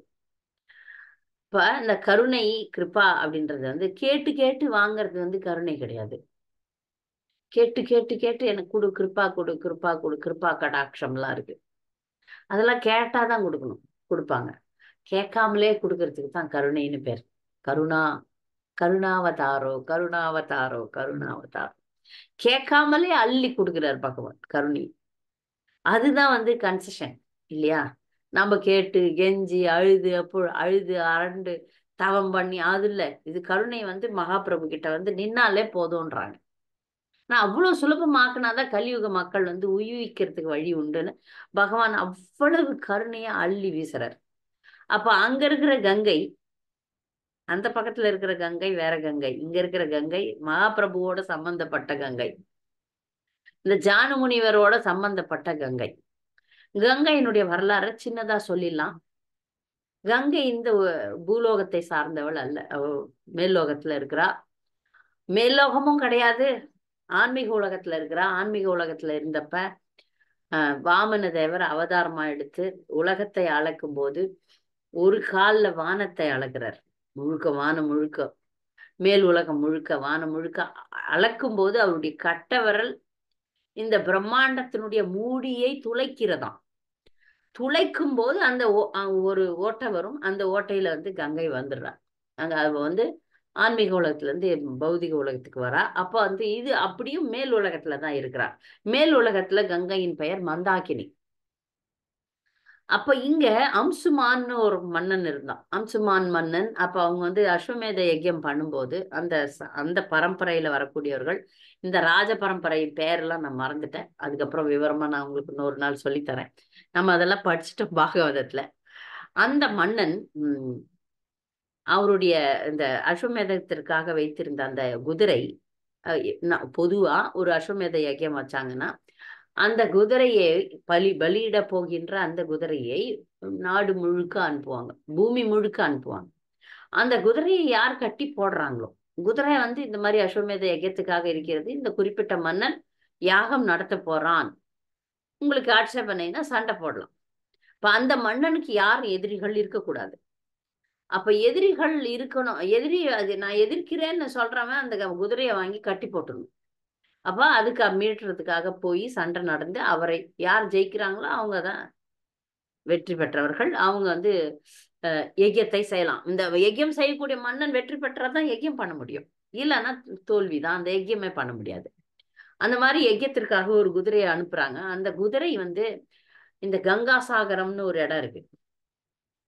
கங்கையும் கடலும் கலக்கிற இடம். அப்ப கங்கை வந்துச்சான்னது இல்லை. அந்த இடம் இப்ப பேரு கங்கா சாகரம். அப்போ அந்த சமுத்திரம் தான். சமுத்திர கரையில் கங்கா சாகரம்னு இப்ப சொல்லக்கூடிய இடத்துல கபில தேவர் தவம் செய்து கொண்டிருந்தார். கபில முனிவர் யாருன்னு பாத்தீங்கன்னா சக்தியாவேஷ அவதாரம். அவருக்கு சாட்சாத் கடவுள் தான் கிருஷ்ணர். அவர் தேவஹூதியினுடைய மைந்தன். அவர் எந்த ஒரு கலியுக மக்களுக்காக பொதுவா தவம் பண்றார். அவர் எந்த ஒரு காழ்ப்புணர்ச்சியும் இல்லாதவர். இந்த குதிரை போய் அங்க நின்னுச்சு அவருடைய ஆசிரமம் பக்கத்துல. அவர் அதெல்லாம் கண்டுக்கல, அவர் தவம் தான் செஞ்சார். ஆனால் அந்த குதிரை பின்னாடி வந்த இந்த அஸ்வமேதம் யஜ்யம் செய்யக்கூடிய மன்னனுடைய சேவகர்கள்லாம் நினைச்சாங்க இவர் வந்து இந்த குதிரையை கட்டி போட்டாருன்னு நினைச்சிட்டாங்க. நினைச்சு சண்டைக்கு வரலான்னு நினைச்சாங்க. சண்டைலாம் போடல. ஏன்னா பகவான் எதிர்க்க அந்த மாதிரி சின்ன எண்ணம் கூட அவருக்கு தெரியுமே. அவரும் ஒன்றும் இந்த பசித்த ஆத்மாக்கள்லாம் எரிச்சு அவர் என்ன பண்ண போறாரு. ஆனாலும் இப்படி அவரை ஒரு அபராதத்தோட நோக்கத்தினால, இதுதான் நம்ம படிக்கிறோம் பாகவதம்ல. இது எனக்கு நல்ல ஞாபகம் இருக்கு. அபராத நோக்கத்தோடு அங்க நின்ன உடனே எல்லாரும் அந்த 30,000 40,000 அந்த அரச பரம்பரை எல்லாம் அப்படியே தீஞ்சி நசுங்கி போயிடுது. அவ்வளவுதான். இந்த முன்னோர்களுடைய கதி என்ன ஆகும்? இவங்களுக்கு இந்த பரம்பரையில வர மன்னர்கள் தொடர்ந்து முயற்சி பண்றாங்க. ஒரு 3 மன்னர்கள் முயற்சி பண்ணி தோல்வி உறுகிறார்கள். இவங்களெல்லாம் உய்விக்கணும்னா என்ன பண்ணோம்? கங்கையை கொண்டாடணும். கங்கை வரல. அப்ப அந்த பாக்கியம் பகீரத மன்னனுக்கு கிடைக்குது. பகீரதன் தவம் இருக்கிறான். இதெல்லாம் எல்லாருக்கும் தெரியும். அதனால்தான் பகீரதினும் பேரு கங்கைக்கு. பகீரதன் தவம் இருந்து கங்கை பிரசன்னமாகிறாள். கங்கை நான் வரேன் அப்படின்னு சொல்றா. ஆனால் எனக்கு ரெண்டு விஷயம் கஷ்டமா இருக்கு. என்ன விஷயம் கஷ்டமா இருக்கு தாயே அப்படின்னும் போது, என்னுடைய வேகத்தை தாங்குற அளவுக்கு இங்க பூமி, நான் வேகமா வந்தேன்னா பூமி அழிஞ்சிரும். அவ்வளவு வேகம் மிகுந்தவள் ஒண்ணு. ரெண்டாவது, ஜீவநதி. ஜீவநதியெல்லாம் வற்றாது. ஜீவநதின்னு எது நீங்க சொன்னீங்கனாலும் அது வற்றாது. அப்போ அதையே வற்ற அளவுக்கு மக்கள் இருக்கிறாங்க கலியுகத்துல, அது வேற கதை. காவேரி எல்லாம் ஜீவநதி, காவேரி எல்லாம் வற்றவே கூடாது. ஏன்னா மொத்தம் நீங்க அணை கட்டி நிறுத்திட்டீங்கன்னா வத்துறதுக்கு வாய்ப்பு இருக்குல்ல. ஜீவநதி, ஜீவநதி என்பது அது மேல தண்ணி இல்லைனாலும் உள்ள இருக்குமா தண்ணி. அது மாதிரி பல விஷயங்கள் சொல்றாங்க நதிகளை பற்றி. கங்கை எல்லாம் எப்பவும் வத்தி போய் பார்த்ததே இல்லை எப்பவுமே. இங்கெல்லாம் கங்கை எப்பவுமே வட்டுறது கிடையாது. அப்ப கங்கை இந்த மாதிரி என்னுடைய வேகத்தை தாங்க முடியாது பூலோகத்தினால அப்படின்னு சொல்றாங்க ஒண்ணு. ரெண்டாவது, நான் வரும்போது இந்த பாவிகள்லாம் வந்து எண்ணெயில் குளிச்சு எனக்கு எல்லா பாவத்தையும் கொடுத்துருவாங்க. பக்தர்கள் கூட யோசிக்கிறோம்ல, யாருன்னா நம்ம காலை தொட்டுட்டாங்கன்னா அவங்களது பாவம் எல்லாம் நமக்கு வந்துருமே. நிறைய பேர் நினைச்சுக்கிறாங்க அந்த போலி சாமியார்கள்லாம் எல்லாரும் வந்து என் காலை தொடுகட ஆசைப்படுறாங்க. ஆனா காலை தொடர்றதுல ஒரு ரகசியம் இருக்கு. அவர்களுடைய பாவங்களை நாம் எடுத்துக்கொள்ள வேண்டும். யாரெல்லாம் நம்முடைய காலை தொடுகிறார்களோ அவங்க பாவெல்லாம் நமக்கு வரும். அதனால நம்ம வந்து அதுல ஜாக்கிரதையா இருக்கணும். அதை நல்லிஃபை பண்ணோம்னா உடனே ஆசீர்வாதம் கையை தொட்டு தலையை தொட்டு ஆசீர்வாதம் பண்ணிட்டோம். இல்ல திரும்ப நம்ம வந்து திரும்ப நாமளும் வந்து தண்டவத் பிரணாம் பண்ணணும். இப்ப கங்கை புனிதத்துல புனிதமானவள். அவளுக்கே பயம் வந்துடுது. இப்ப நான் இந்த பாவிகள்லாம் வந்து குளிச்சுச்சுன்னா, எல்லா பாவத்தையும் பண்ணி குளிச்சுச்சுன்னா எனக்கு பாவம் வருமே. அப்பொழுது அந்த அங்க இருக்கிற பெரிய முனிவர்கள் ரிஷிகள்லாம் அவளுக்கு பதில் சொல்றாங்க. இப்போ சிவபெருமான் வந்து ஆசுதோஷ், எல்லா விருப்பங்களையும் நிறைவேற்றக்கூடியவர், கருணாசாகரர். அவர் வந்து கருணை வடிவானவர். அவரை கேட்டு அவரை வந்து நமக்கு உதவி செய்ய சொல்லலாம். அவர் வந்து தன்னுடைய முடியில தாங்கி அந்த வேகத்தை ஸ்பீட் பிரேக்கர் பண்ணிடுறாரு. வேகத்தை குறைக்க அவர் உதவி பண்ணுவார் அப்படின்ட்டாங்க ஒண்ணு. ரெண்டாவது, இந்த பாவங்கள்லாம் இந்த அம்மாவுக்கு எப்படி குறையும்னா, அதுல பக்தர்களும் வந்து குளிப்பாங்கல்ல, கங்கையில பக்தர்களும் வந்து குளிப்பாங்க. அப்போ வந்து அந்த பாவிகள் குளிக்கிற பாவத்தை வந்து அந்த பக்தர்கள் குளிச்சு நிவர்த்தி பண்ணுவோம். ஒரு பக்தர் குளிச்சா போதும், ஒரு தூய பக்தர் பிரபுபாதர் வந்து குளிச்சா போதும் இல்லையா? அப்போ அது வந்து அந்த அம்மா புனிதமாயிடும். அதனால சந்தோஷமா சரி அப்படின்னு சந்தோஷமா வரா. அப்போ அங்க பகீரதன் ஒரு குதிரையில ஓடுறான். அவர் பகீரதனை பின்தொடர்ந்து கங்கை வருகிறாள். மாயாப்பூர் இந்த மேற்கு வங்காளம், இந்த இடத்துல வங்காள தேசத்துல வரும்போது ஒரு முனிவர், அவர் பெயர் ஜானு முனிவர், அவர் தவம் செய்து கொண்டிருக்கிறார். தவம் செய்து கொண்டிருக்கும் போது கங்கை வந்து அவருடைய அந்த கமண்டலத்தெல்லாம் அடிச்சு தள்ளின்னு போறா கங்கா. என் தவம் கலைஞ்சிச்சே அப்படின்னு சொல்லிட்டு அவர் பாக்குறாரு. கங்கா கரை புரண்டு ஓடுறா. அப்படி கங்கை எடுத்து அவர் குடிச்சிடுறாரு. அவர் எவ்வளவு சக்தி வாய்ந்த முனிவர்னா பாருங்க, கங்கையை அப்படி குடிச்சிடுறாரு. ஒரே குடி சரியா போச்சு, கங்கை காணாம போயிடுச்சு. அந்த அளவுக்கு சக்தி வாய்ந்த முனிவர். பகீரதன் பாக்குறான், என்ன காணுமே, ஆளை காணுமே. பின்னாடி வந்து நின்றாங்க அம்மா கங்கை தாய். அடடா, எவ்வளோ கஷ்டப்பட்டு இந்த கங்கையை கொண்டாந்து இப்ப முன்னோர்கள்லாம் அங்க சாம்பலாகி கிடக்குறாங்க. அவங்களெல்லாம் உய்விக்கலான்னு கங்கையை கொண்டாடலான்னு பார்த்தா இந்த மாதிரி ஆயிடுச்சேன்னு சொல்லிட்டு அவர் தவிக்கிறார். பார்த்தா ஜானு முனிவர் இருக்கிறார். ஜானு முனிவரை சரணடைகிறார். இப்ப ஜானு முனிவர் சொல்றாரு, இந்த மாதிரி டிஸ்டர்ப் பண்ணிட்டாங்க பகவானே, இந்த முனிவரே, என்னுடைய முன்னோர்கள்லாம் சாம்பலா இருக்கிறாங்க, அவங்கள உய்விக்கத்தான் இந்த வேலை பண்றேன். சரி அப்படின்னு சொல்லிட்டு அவர் மீண்டும் கங்கையை வெளியே கொண்டாடுறார். தன்னுடைய உடல்ல இருந்து வெளியே விடுறார். ஜானு முனிவருடைய வயிற்றுல இருந்து பிறந்ததுனால ஜானவி. அதனால்தான் நாம் பாடும்போது ஜானவி தாட்டாவானே ஜெகமானலோபா. இந்த சைத்தன்ய மகாபிரபு வந்து கங்கை கரையில, ஜானவி தட்டா அப்படின்னா கங்கை கரை, தட்டுன்னா கரை, அந்த கரையில உட்காந்து ஆர்த்தி நடக்குதாம் சைத்தன்ய மகாபிரபுக்கு. அதுதான் அந்த நம்ம மாலையில பாடக்கூடிய கௌர ஆர்த்தியினுடைய இது. அப்ப ஜானவி என்பது கங்கையை குறிக்கும். கங்கா மாதா வந்து பகீரதனுடைய முன்னோர்களை முக்தி பெற செய்கிறாள். எல்லாரும் சாம்பலா இருந்து அபாகியமா செத்து போனாங்க இல்லையா, அதனால அவங்களுக்கு வந்து முக்தி கிடைச்சது. இதோட நமக்கு வந்து ரித்து தீபம் முடிந்து விடுகிறது.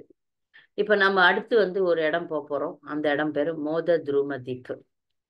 மோத துரும தீப்ல வந்து நமக்கு வந்து வந்தனம், வந்தனம் செஞ்சது யாருன்னு பாத்தீங்கன்னா, வந்தனம் யார் செஞ்சது யாருக்கா தெரியுமா?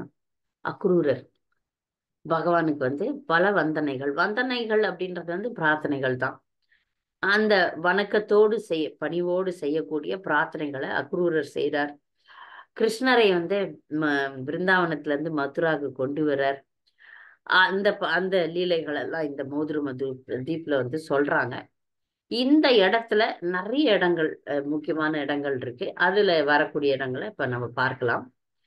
சாரங்க முராரி டாக்கூர்னு ஒருத்தர் இருந்தார். அவர் வந்து சைத்தன்ய மகாபிரபுனுடைய சகா. சாரங்க முராரி அவருடைய அவர் வந்து பெரிய பக்தர். சைத்தன்ய மகாபிரபு சொல்றாரு, நீ இவ்வளோ பெரிய பக்தரா இருந்து நீ யாருக்கும் நீ தீட்சையே கொடுக்க மாட்டேன்றியே, இது ரொம்ப தப்பு. நான் யாருக்குன்னா தீட்சை கொடுத்தேன்னா அவங்க பாவம்லாம் எனக்கு வந்துடும், நான் தீட்சை கொடுக்க மாட்டேன் அப்படின்னு அவர் அடம் பண்றார். அப்ப சைத்தன்ய மகாபிரபு சொல்றார், நீ அப்படிலாம் செய்யக்கூடாது, நீ கண்டிப்பா ஒரு ஒரு ஒரு ஜீவனுக்காவது நீ தீட்சை கொடுக்கணும்னு சொல்லிடுறார் டாக்கூருக்கு. அப்ப சாரங்கர் என்ன பண்றார், சரி நான் காலையில யார முதல்ல பாக்குறேனோ அது யாரா இருந்தாலும் சரி, அவன் நல்லவனோ கெட்டவனோ எவனோ, அவனுக்கு நான் காலையில பாக்குற ஒருத்தனுக்கு நான் தீட்சை கொடுத்துட்றேன்னு சொல்றாரு. இப்ப காலையில போய் தூங்கி எழுந்து கங்கையில குளிக்கிறதுக்கு போறாரு. கங்கையில குளிக்கிறாரு. பார்த்தா ஒரு போனம் வருது. அதாவது அந்த காலத்துல எல்லாம் 12 வயசுக்கு கீழ்பட்டவங்களெல்லாம் வந்து புதைக்கிறது இல்லை, எரிக்கிறது இல்லை. கங்கையில அப்படியே வாழை இலையில வச்சு அமுச்சிருவாங்க. மிதந்துன்னு வருது அந்த பாடி. வாழை இலை மேல அந்த பாடியை வச்சு அனுப்புறாங்க. அது பார்த்தா நல்ல 10-11 வயசு பையன், நல்லா இருக்கிறான், அழகா இருக்கிறான். வந்து பார்த்தா அவர் குளிச்சு இப்படி ஏந்துக்கும் போது பார்த்தா அதுல தான் முட்டுறாரு. அப்ப உனக்கு நான் தீட்சை தந்தேன் அப்படின்ட்டு தீட்சை கொடுத்துட்றாரு பணத்துக்கே. தீட்சை கொடுத்த உடனே அவன் பணம் எழுந்துக்குது. ஏந்தா வந்து இளமையான இன்னும் வலிமையான குழந்தையா மாறிடுறான். அவன் பாம்பு கடிச்சு செத்து போயிருப்பான். இவருடைய ஸ்பரிசம், இவருடைய தீட்சைனால அவனுக்கு உயிர் வந்துடுது. இவருக்கு வந்து சாரங்க டாக்கூர், சாரங்க முராரின்னு சொல்லுவாங்க. சிஷ்யன் பேரும் சாரங்க முராரி. அவர் வந்து டாக்கூர், இவர் முராரி. சிஷ்யன் 2 பேருக்கும் ஒரே பேர் தான். அப்ப அந்த சிஷ்யன் குருதேவர் குருதேவர் பிரச்சாரம் பண்ண மாட்டேன்னு சொல்லிடுறாரு, நான் என் பக்தி பார்ப்பேன். அந்த சிஷ்யன் வந்து புலி மேல உட்காந்து, அவ்வளோ அவருக்கு பராக்கிரம். புலி மேல உட்காந்து எல்லாரையும் மிரட்டி மிரட்டி பக்தர் ஆக்கினாராம். இவரு குருதேவ் வந்து நிறைய பேரை பக்தர் ஆக்கல. இவரு கிராமம் நகரம் எல்லாரையும் புடிச்சு பக்தர் ஆக்கினாராம். அந்த இடம் இங்க இருக்கு, அவர் பிறந்த இடம், அவர் இதெல்லாம். அதுக்கப்புறம் இங்க வாசுதேவ தத்தானுடைய அவர் பயன்படுத்திய பொருட்கள், அந்த இடம்லாம் இங்கதான் இருக்கு. அப்புறம் நம்ம போறோம் ஒரு இடம். அந்த இடம் பேர் வந்து மாமகச்சி அப்படின்னு பேர். இங்க லோக்கல் நேம். இதெல்லாம் நவதீப்ல தான் இருக்குது. நவதீப் சிட்டில அதுல இருக்கு. ஆனா இது தீபம் வந்து வேற தீபம், மோத துரும தீபம். அந்த இடத்துல மாமகச்சி அப்படின்ற இடத்துல வந்து பிருந்தாவன் தாஸ் டாக்கூர் வந்து பிறந்த இடம். பிருந்தாவன் தாஸ் டாக்கூர் யாரு அப்படின்னு ஒரு கேள்வி வரும். பிருந்தாவன் தாஸ் டாக்கூர் சைத்தன்ய மகாபிரபுனுடைய வாழ்க்கை வரலாறை எழுதினவர்.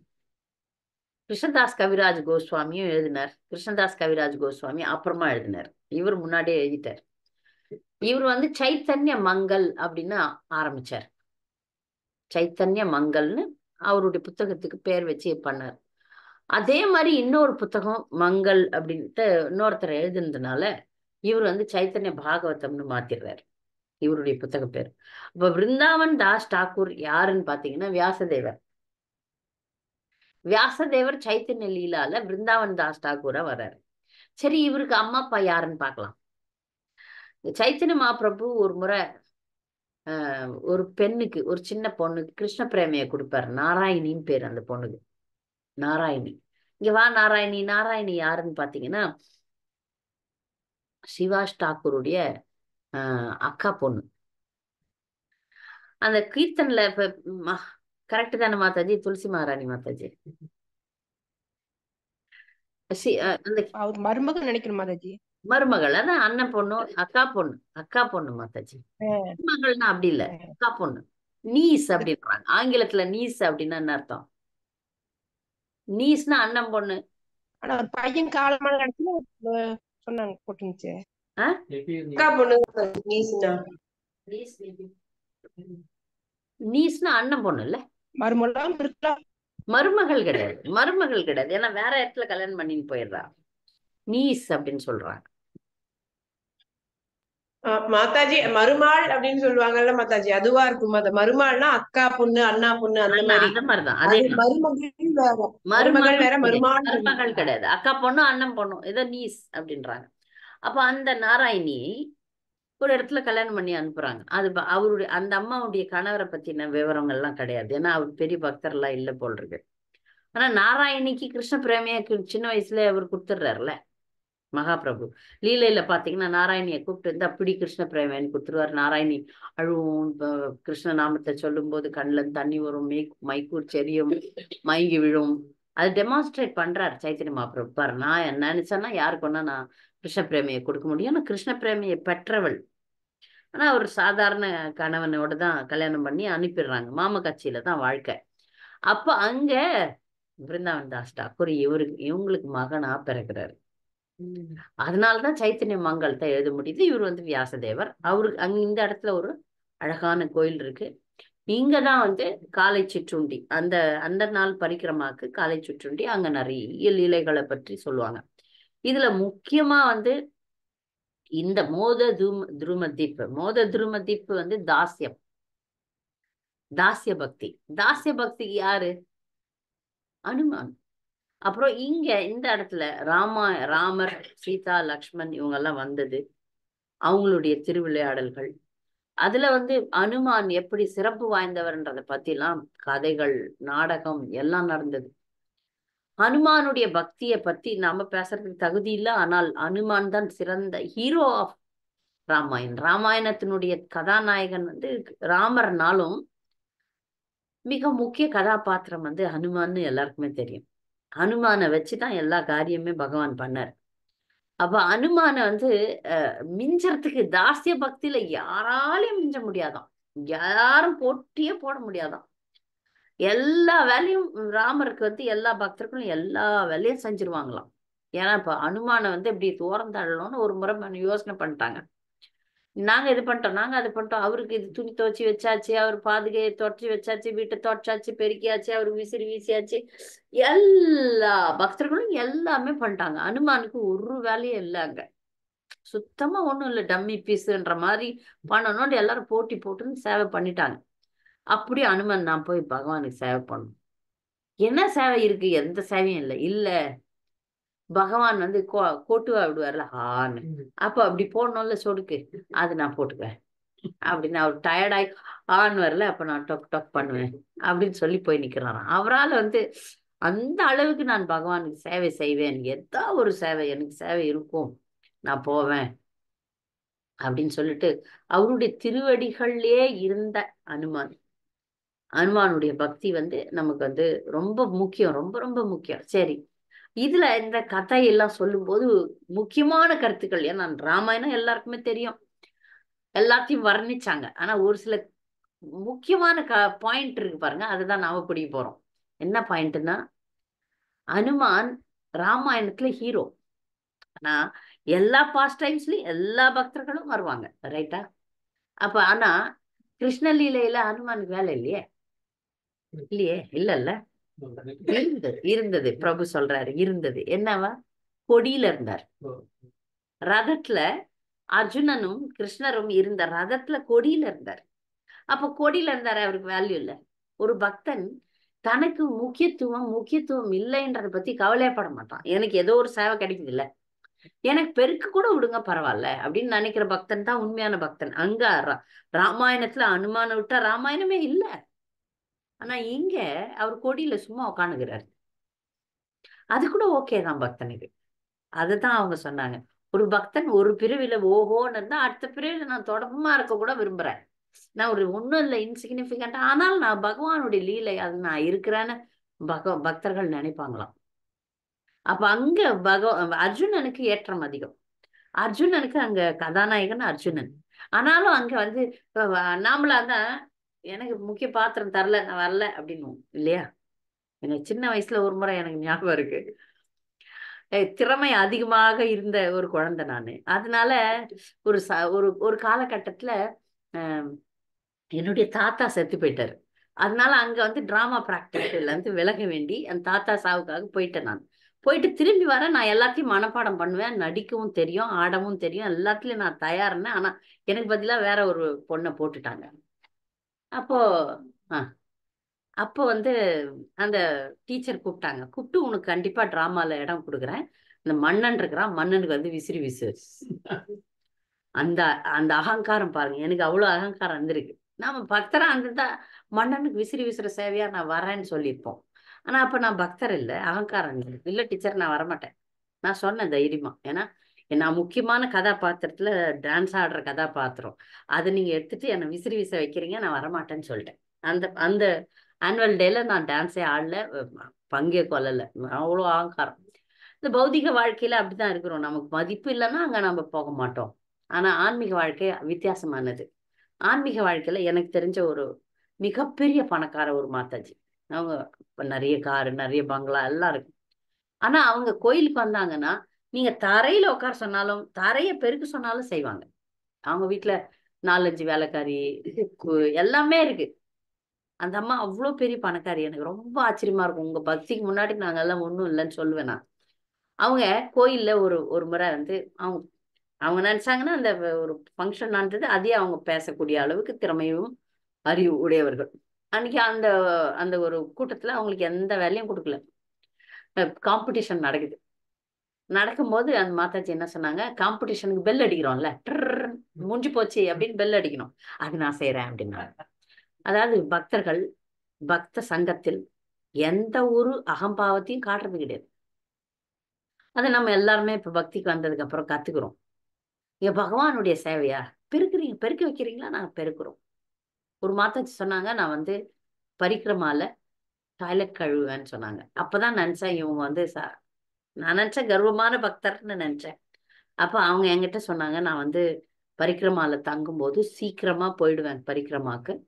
போயிட்டு பக்தர்கள்லாம் அங்க வரதுக்கு முன்னாடி நான் போய் டாய்லெட் கழுவிட்டு குளிச்சுட்டு ரெஸ்ட் எடுப்பேன் அப்படின்னு சொன்னாங்க. ஆச்சரியப்பட்டேன் நான். ஏன்னா பக்தர்கள் எந்த சேவை செய்யறதுக்கு, அவங்க நல்ல அந்த மாதிரி வகுப்பு கொடுக்கக்கூடிய பக்தர். அப்ப அவங்க எந்த சேவையும் செய்வதற்கு தயாரா இருக்கிறாங்க. அப்ப கண்டிப்பாக நல்ல பக்தராக இருக்கிறார்கள். ஏன்னா சேவைன்னு வரும்போது அது எந்த சேவையா இருந்தாலும் செய்ய தயாராக இருக்க வேண்டும். அததான் அனுமான் செஞ்சார். அது நமக்கு காமிக்கிறார். இது பாரு, இந்த லீலையில நான் அனுமான் இதுவே தாண்டிட்டேன், இலங்கைக்கே கடலையே தாண்டினேன், பகவானுக்காக மாலையை கொண்டாந்தேன், தூக்கின்னு வந்தேன், பகவானையே தோல்ல சுமந்தவர். ஆனா இப்ப கொடியில பறக்கிறேன் அடுத்த லீலையில. ஏன்னா அந்த வாய்ப்பு வேற ஒரு பக்தருக்கு கொடுக்கப்படுகிறது. இந்த மனப்பான்மையை நாம இங்க வளர்த்துக்கணும். தாஸ் அப்படின்னா என்ன? ஆஸ்லிஷ்லவா பாதரதாம் பினஷ்டுமாம் அதர்ஷனாம் மர்மதாம் கரோத்துவா யதா ததா வா விததா தோ லம்பட்டோ மத்பிராணநாதஸ்து சயேவ நாபர. அந்த தாஸ்ய பக்தியில இதுவும் வரும். இது மாதுரிய தாஸ்யம். இந்த கோபிகள்லாம் நம்ம சம்பிரதாயத்துல போட்டி பொறாமையே கிடையாது. ராதாராணி வந்து கிருஷ்ணருக்கு அன்னைக்கு எந்த கோபியை பிடிக்குதோ அவங்களதான் அனுப்பி வைப்பாங்களாம் தவிர அவங்க போக மாட்டாங்களாம். மீராபாய், சந்திர சந்திரகலா, அவங்க எல்லாம் வந்து இந்த ராதாராணிக்கு எதிர்பக்கம் ஒண்ணு இருக்கு, ஒரு பார்ட்டி இருக்கு, சந்திராவளி பார்ட்டி. அந்த சந்திராவளி எல்லாம் வந்து கிருஷ்ணர் நீதான் வரணும்னு அட்டன் பண்ணுவாங்க. அது ஒரு பக்தி.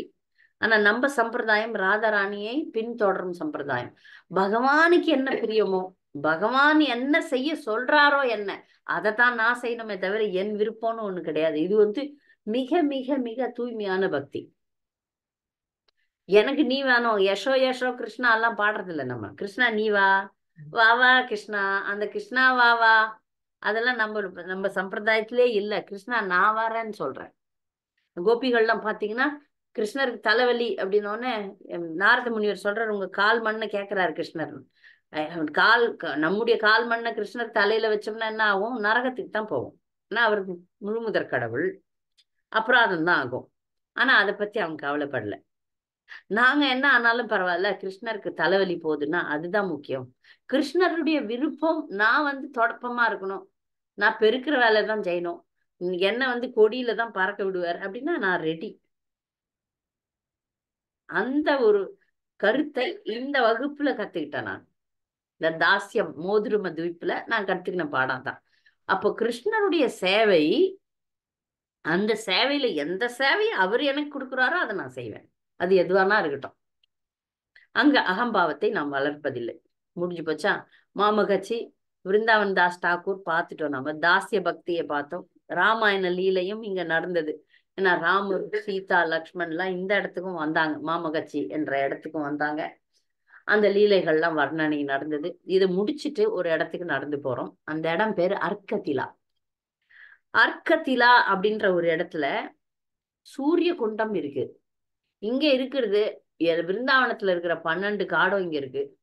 விருந்தாவனத்துல இருக்கிற எல்லா குண்டங்களும், குண்டம்னா குளம், எல்லா குளங்களும் இங்க இருக்கு. இந்த அர்க்கத்திலாலதான் சூரிய குண்டம் இருக்கு. இதனுடைய லீலைய நம்ம பார்த்துட்டு மோதுரும தீபம் முடிச்சிடலாம். இந்த இடத்துல கிருஷ்ண லீலையில ஒரு முறை கிருஷ்ணருடைய ராதாராணியினுடைய மாமியார் பேர் வந்து ஜட்டிலா.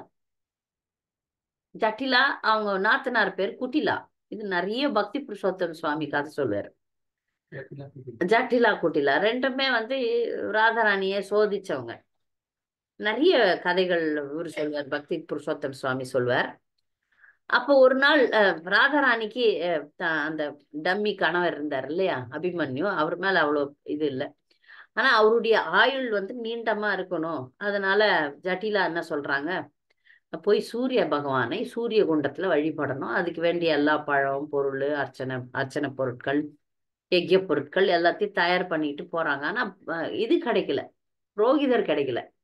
அவங்க போற வழியில புரோகிதர் கூட்டமே வந்துடுது. யாருன்னு பாத்தீங்கன்னா கிருஷ்ணரும் கிருஷ்ணருடைய சகாக்களும் புரோகிதர்கள் மாதிரி வேஷம் போட்டுக்கிட்டு, பிராமணர்கள் மாதிரி வேஷம் போட்டுன்னு வந்துடுறாங்க. ஏன்னா பிரசாதம் எல்லாம் நல்லா கிடைக்கும், அதுக்காக வந்துடுறாங்க.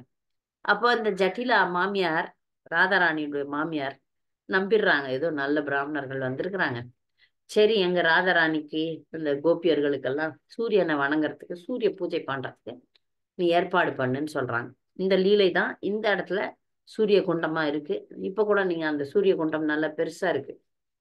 அங்க வந்து கத்தா நடக்கும். இந்த வருஷம் அந்த இடத்துல கத்தா நடக்க வைக்கலையான்னு எனக்கு தெரியல. அப்போ இந்த லீலையை சொல்லிட்டு அங்க சூரிய குண்டத்துல இருக்கிற தண்ணியை நம்ம எடுத்து தெளிச்சுக்கிட்டு நம்ம வந்து அடுத்த டெஸ்டினேஷனுக்கு நடக்க ஆரம்பிச்சிட்டோம். அர்க்கத்திலா இதெல்லாம் வந்து மோத துரும தீபனுடைய கதைகள் முடிஞ்சு போச்சு. அடுத்து நம்ம போறோம் ருத்ர தீபம். இப்ப இந்த மோத துரும தீப்ல இருந்து ஆரம்பிச்சு ஒரு இடத்துல போய் தங்குவாங்க இல்லையா, அந்த இடத்துல இருந்து அவங்க போட்ல வரணும். மறுநாள் காலையில பஸ்ல போறவங்க போட்லாம் கிராஸ் பண்ணாம அந்த கரைக்கே போயிடுவோம், டைரக்டா தர மார்க்கமா அவங்க கிராஸ் பண்ணி வருவாங்க. அப்ப அந்த வரைக்கும் நாங்க கங்கை கரையில உட்காந்து மறுநாள் காலையில ஜபம் பண்ணிட்டு இருந்தோம். இது வந்து நாம ஆரம்பிக்க போறது ருத்ர தீபம். மோத துரும தீப்புல இருந்து ருத்ர தீபத்துக்கு போறோம். ருத்ர தீபம் வந்து நட்பு, சக்கியம், நட்பு முறை. நட்புல இருக்கிறது வந்து அர்ஜுனன். பாண்டவர்களும் இங்க வந்தாங்கன்னு சொல்றாங்க. எல்லாருமே இங்க வந்தாங்க. எல்லா திவ்ய தேசமும் இங்க இருக்கு. எல்லா ஆச்சாரியர்களும் வந்தாங்க. அந்த விவரங்கள்லாம் இன்னொரு நாள் நம்ம விவரமா பார்க்கலாம். எல்லா ஆச்சாரியர்களும், நிம்பார்க்காச்சாரியார், யமுனாச்சாரியார், ராமானுஜாச்சாரியார், மத்வாச்சாரியார், எல்லா ஆச்சாரியர்களும் வந்தாங்க இங்க. அப்ப இந்த இடத்துல முக்கியமா அந்த ருத்ர தீபத்துல நாம போய் எந்த கரையில, கங்கை கரையில இருந்து ஆரம்பிக்கிறோமோ பரிக்கிரமாவை, அந்த இடத்துக்கு பேரு நிர்தயா காட். நிர்தயா காட். தயான்னா தயை இல்லை, நிர்னா இல்லை, தயைனா நிர்தயா, தயை இல்லாத இடம். தயை இல்லாத இடம்னா அப்படி மாயாப்பூர்ல ஒரு இடம் இருக்க முடியுமான்னு? எப்போ வந்து சைத்தன்ய மகாபிரபு தன்னுடைய தாயை, விதவையான தாயை விட்டுட்டு சந்நியாசம் எடுக்க நினைச்சாரோ, அப்போ ஒரு நாள் இரவு எல்லாரும் தூங்கிட்டு இருக்கிறாங்க. இவர் எழுந்து கங்கையை கடந்து, அந்த கங்கை கரை இருக்கு, அந்த கரையை அந்த நிர்தயா காட்ல இருந்து கடந்து போய் கட்டுவா போய் அங்க மொட்டை அடிச்சு சந்நியாசம் வாங்கிடுறாரு. அந்த இடம் தாயை விட்டுட்டாரு இல்லையா, அதனால அந்த இடத்துக்கு பேரு நிர்தயா காட். காட்டுனா கரைன்னு அர்த்தம். அப்ப அந்த இடத்துல இருந்து நாங்க கீர்த்தன் பண்ணோம், ஜபம் பண்ணோம். பக்தர்கள் வந்தாங்க. வந்த உடனே நடந்து வந்தோம். இந்த தீபம் பேரு ருத்ர தீபம். சாரி, நான் உங்களுக்கு அந்த மேப்பை காட்டாமே பாடம் நடத்துறேன். மேப்பை காட்டிடுறேன். மேப்பை காட்டினேன்னா உங்களுக்கு கொஞ்சம் அழகா நல்லா இருக்கும். ஒரே நிமிஷம்.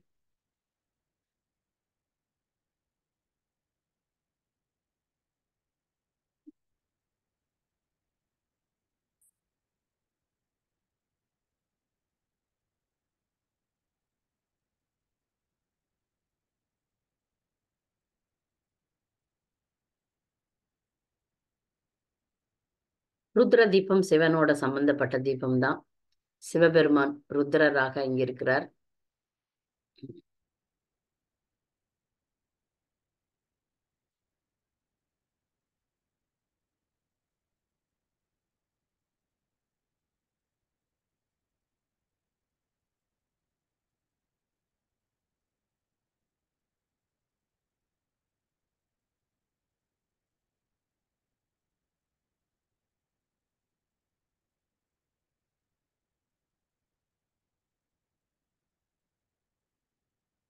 பக்தர்களுக்கு தெரியும்னு நினைக்கிறேன். இது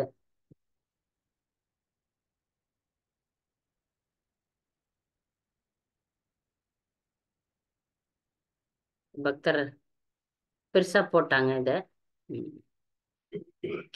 இப்ப நீங்க பாத்தீங்கன்னா இதுல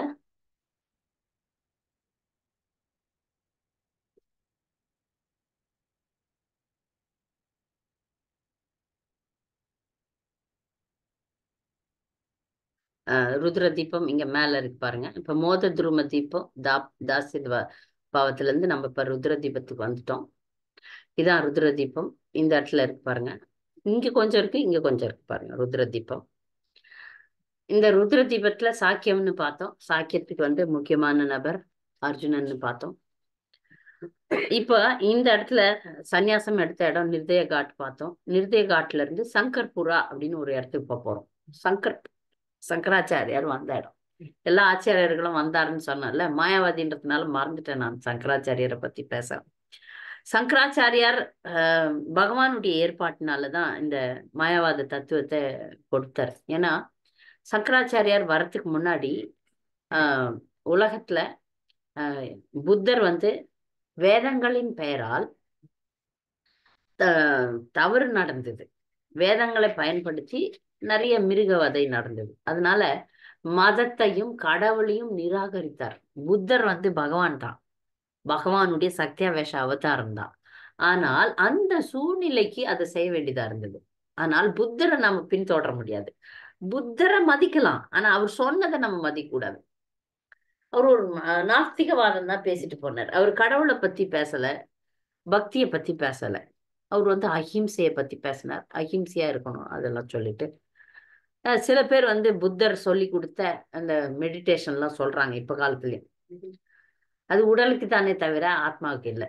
அவர் ஆத்ம ஞானம் அதெல்லாம் பகவான் கடவுள் அதை பத்தி எல்லாம் புத்தர் பேசவே இல்லை. அவர் அந்த காலகட்டத்துக்கு வந்ததுக்கு காரணம் மிருகவதை, ஏராளமான மிருகவதையை நிறுத்தணும்ன்றதுக்காக தான் வந்தார். அதில் நாத்திகவாதம் பேசிட்டார். இப்ப அடுத்த ஸ்டெப்பு சங்கராச்சாரியார் வரணும், வந்து வேதங்கள் எல்லாம் நிலைநாட்டணும். இந்த அல்டிமேட் அச்சிந்திய பேதா தத்துவத்தினுடைய ஒரு பகுதியை நிர்ணயிச்சார். அதாவது ஜீவாத்மாவும் பரமாத்மாவும் ஒன்று. எதுல ஒன்று? குணத்துல ஒன்று, அளவுல இல்லை. ஆனாலும் அது மாயவாதம். ஒன்றேன்னு ஒரே ஒரு கொள்கையை பேசினா அது மாயவாதம் தான். சங்கராச்சாரியாருக்கு முழுமுதற் கடவுள் கிருஷ்ணர்னு தெரியும். அவர் தான் பஜ கோவிந்தம் பாடினார். பஜ கோவிந்தம் பஜ கோவிந்தம் பஜ கோவிந்தம் மூடமத்தே பாடினார். அப்புறம் அகோபிலத்துல போயிட்டு கராவலம்பம் பாடினார். 2 கை எரிஞ்சிரும். நரசிம்மரை நோக்கி தவம் பண்ணி அந்த கராவலம்பம்னு ஒரு பாட்டு இருக்கு. கராவலம்பம்னா கைகளை கொடுங்கள்னு. 2 கையும் எரிஞ்சு போயிடும். அவர் பாடின பாட்டுக்கு அப்புறம் கை வந்துடும் சங்கராச்சாரியார். சங்கராச்சாரியார் பக்தர், ஆனால் அவர் சொன்ன தத்துவத்துவம் நாம கடைபிடிக்க முடியாது. அது நம்ம மிக முக்கியமாக கருத்தில் கொள்ள வேண்டும். அவர் மாயாவாதி. இங்க மாயாவாதி. அவர் வந்து எவ்வளவு அந்த காலத்துல, அந்த காலகட்டத்துல, அந்தந்த ஆச்சாரியர்கள் வந்த காலகட்டத்துல அந்த தத்துவங்கள் பிரபல்யமா தான் இருந்தது. சங்கராச்சாரியார் மற்ற சம்பிரதாயங்களை மற்ற விஷயங்களை அமுகிட்டார். இப்ப மொத்தமே மாயாவாதிகள் தான். அப்ப அதே தொடர்ந்து இருந்தா நம்ம உலகமே மாயாவாதத்துல மூழ்கி இருந்திருக்கும். ஆனால் நவதீபத்துல அவர் பிரச்சாரத்துக்கு வந்தார். யாரு? சங்கராச்சாரியார்.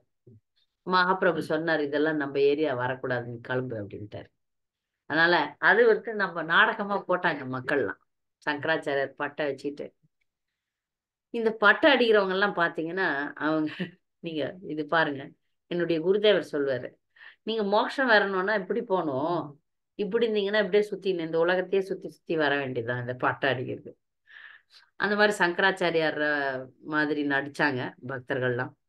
அப்ப மகாபிரபு வந்து இந்த இடத்துல வந்து ரொம்ப கருணையா இருக்க வேண்டியவர் இந்த இடத்துல கருணையை காட்டல. ஏன்னா மகாபிரபுடைய அறிவுரைகள்லாம் நீங்க பாத்தீங்கன்னா, முக்கியமா அவர் மிக மிக கண்டிப்பாக சொன்னது மாயாவாத சுனிலே சர்வநாச கோயிலே அப்படின்னு சொல்லுவார்.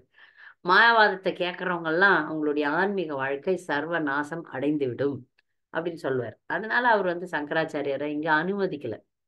அந்த சங்கர்புரா அப்படின்னு ஒரு இடம் இருக்கு, அந்த இடத்துல சங்கராச்சாரியர் வந்தாரு. அவருடைய கனவுலயே நினைவுலயோ மகாபிரபு திட்டி அவரை விரட்டி விட்டுட்டாரு. அந்த இடம் தான் அந்த சங்கர்புரா.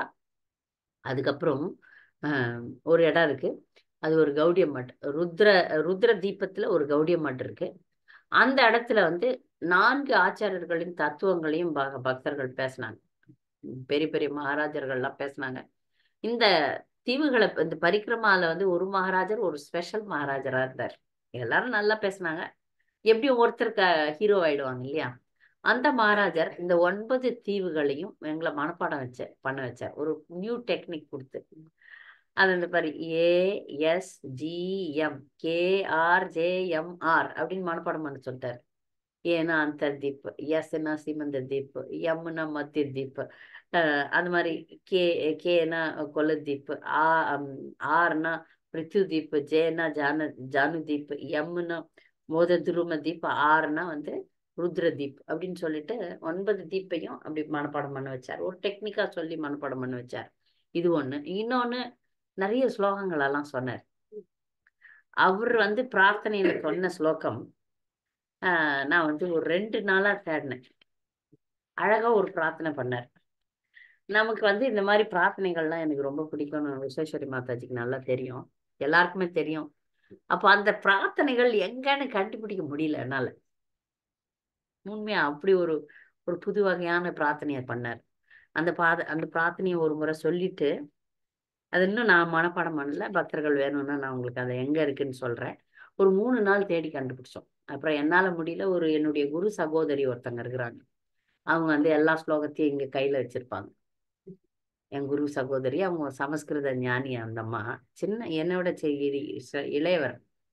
நான் எதுதான் எனக்கு இப்போ இன்டர்நெட்ல தேடி பார்ப்பேன், நம்ம வேதா பேஸ்ல தேடி பார்ப்பேன், கிடைக்கலன்னா அவங்களதான் நான் சரணடைவேன். நிறைய வாட்டி என்னால கண்டுபிடிக்க முடியாது. ஏன்னா நம்ம ஒரு சின்ன ஸ்பெல்லிங் மிஸ்டேக் நீங்க தப்பா போட்டீங்கனாலும் அந்த ஸ்லோகத்தை உங்களால கண்டுபிடிக்க முடியாது.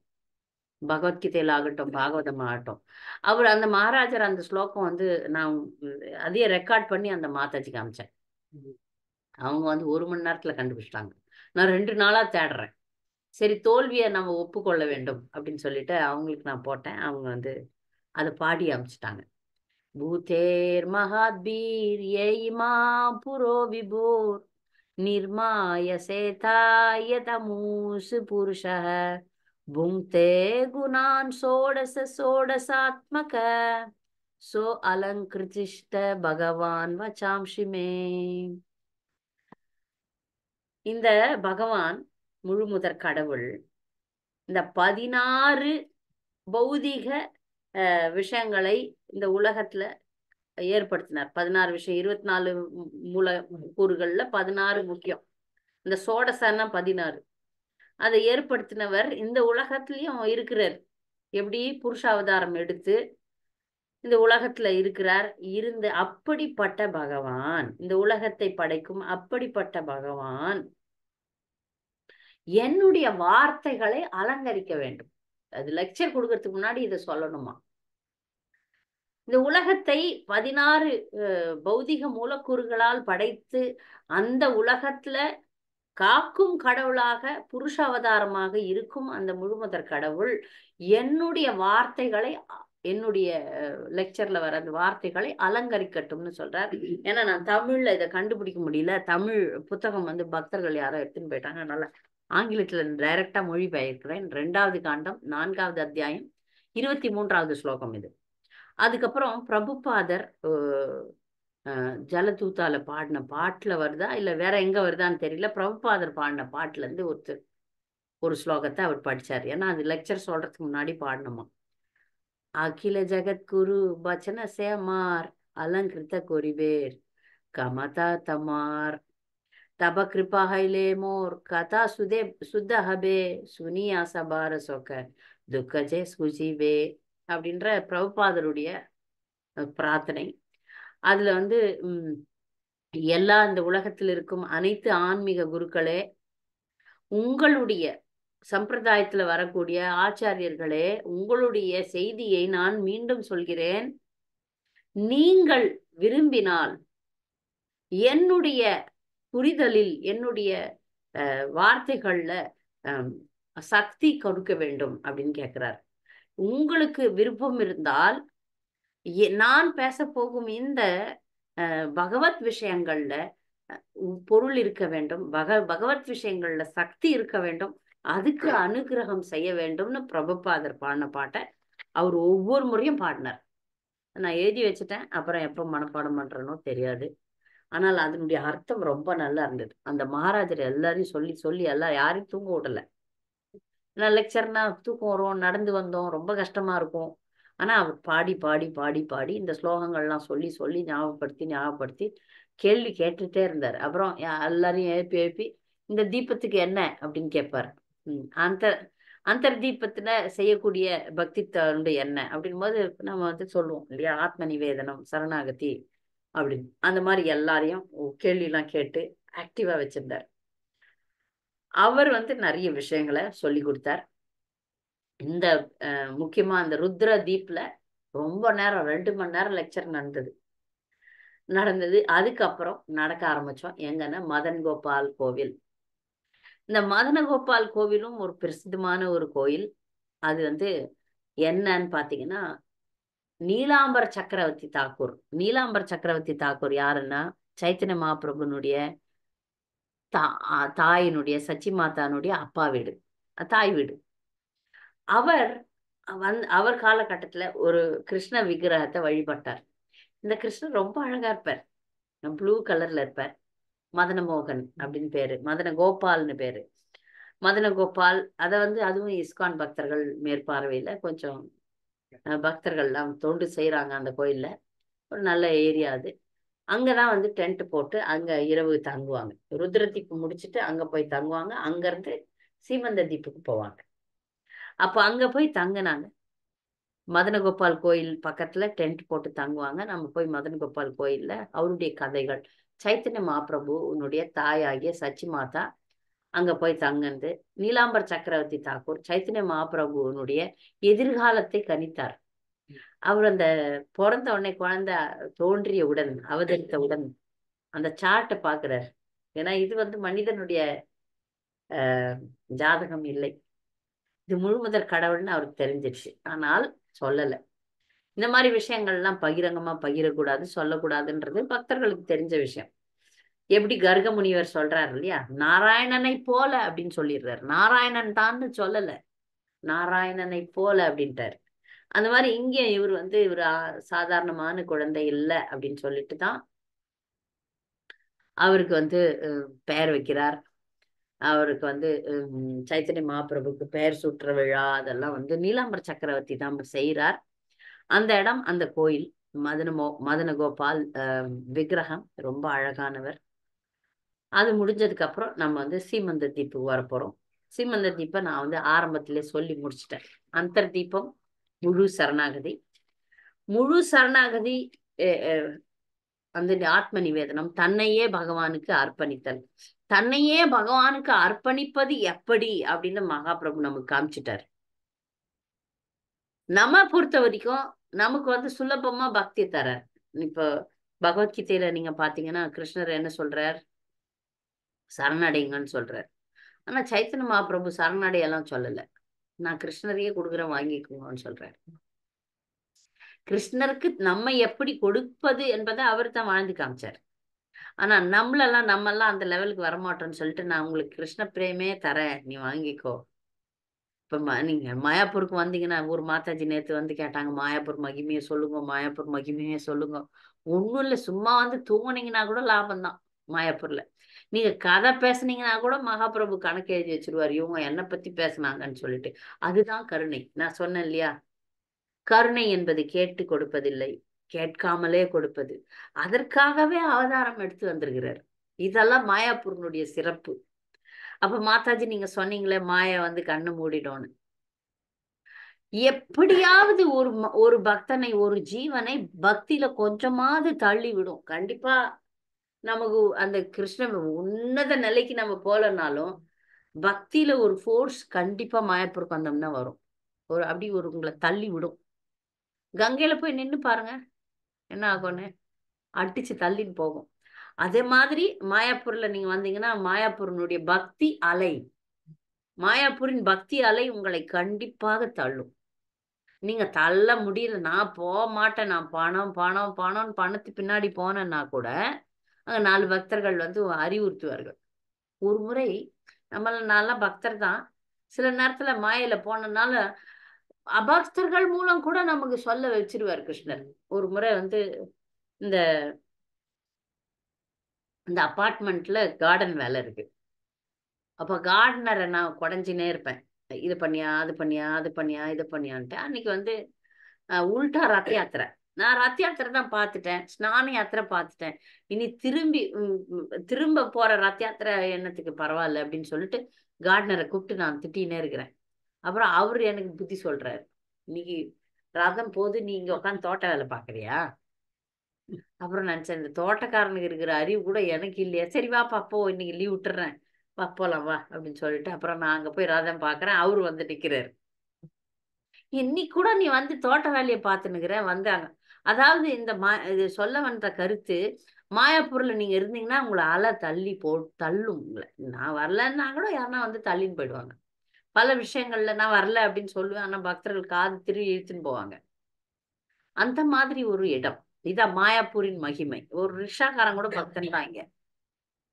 ஏன்னா எல்லாருமே ஹரே கிருஷ்ணா தான் சொல்லுவாங்க. இங்க விருந்தாவன்ல ராதே ராதே சொல்ற மாதிரி இங்க இஸ்லாமியர்கள் கூட பக்தர்கள் தான். எப்படின்னா அவங்க கூட வந்துருவாங்க, ஏன்னா அவங்க எப்படியோ சம்பந்தப்படுறாங்க.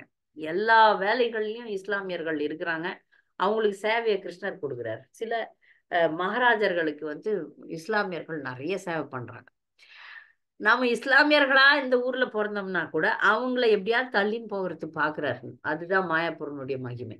இங்க இருக்கிற பக்தி வைப்ரேஷன், இந்த மாயாப்பூர்ல இருக்கிற பக்தி வைப்ரேஷன் எப்படியாவது ஒரு பக்தனை முன்ன தள்ளும்.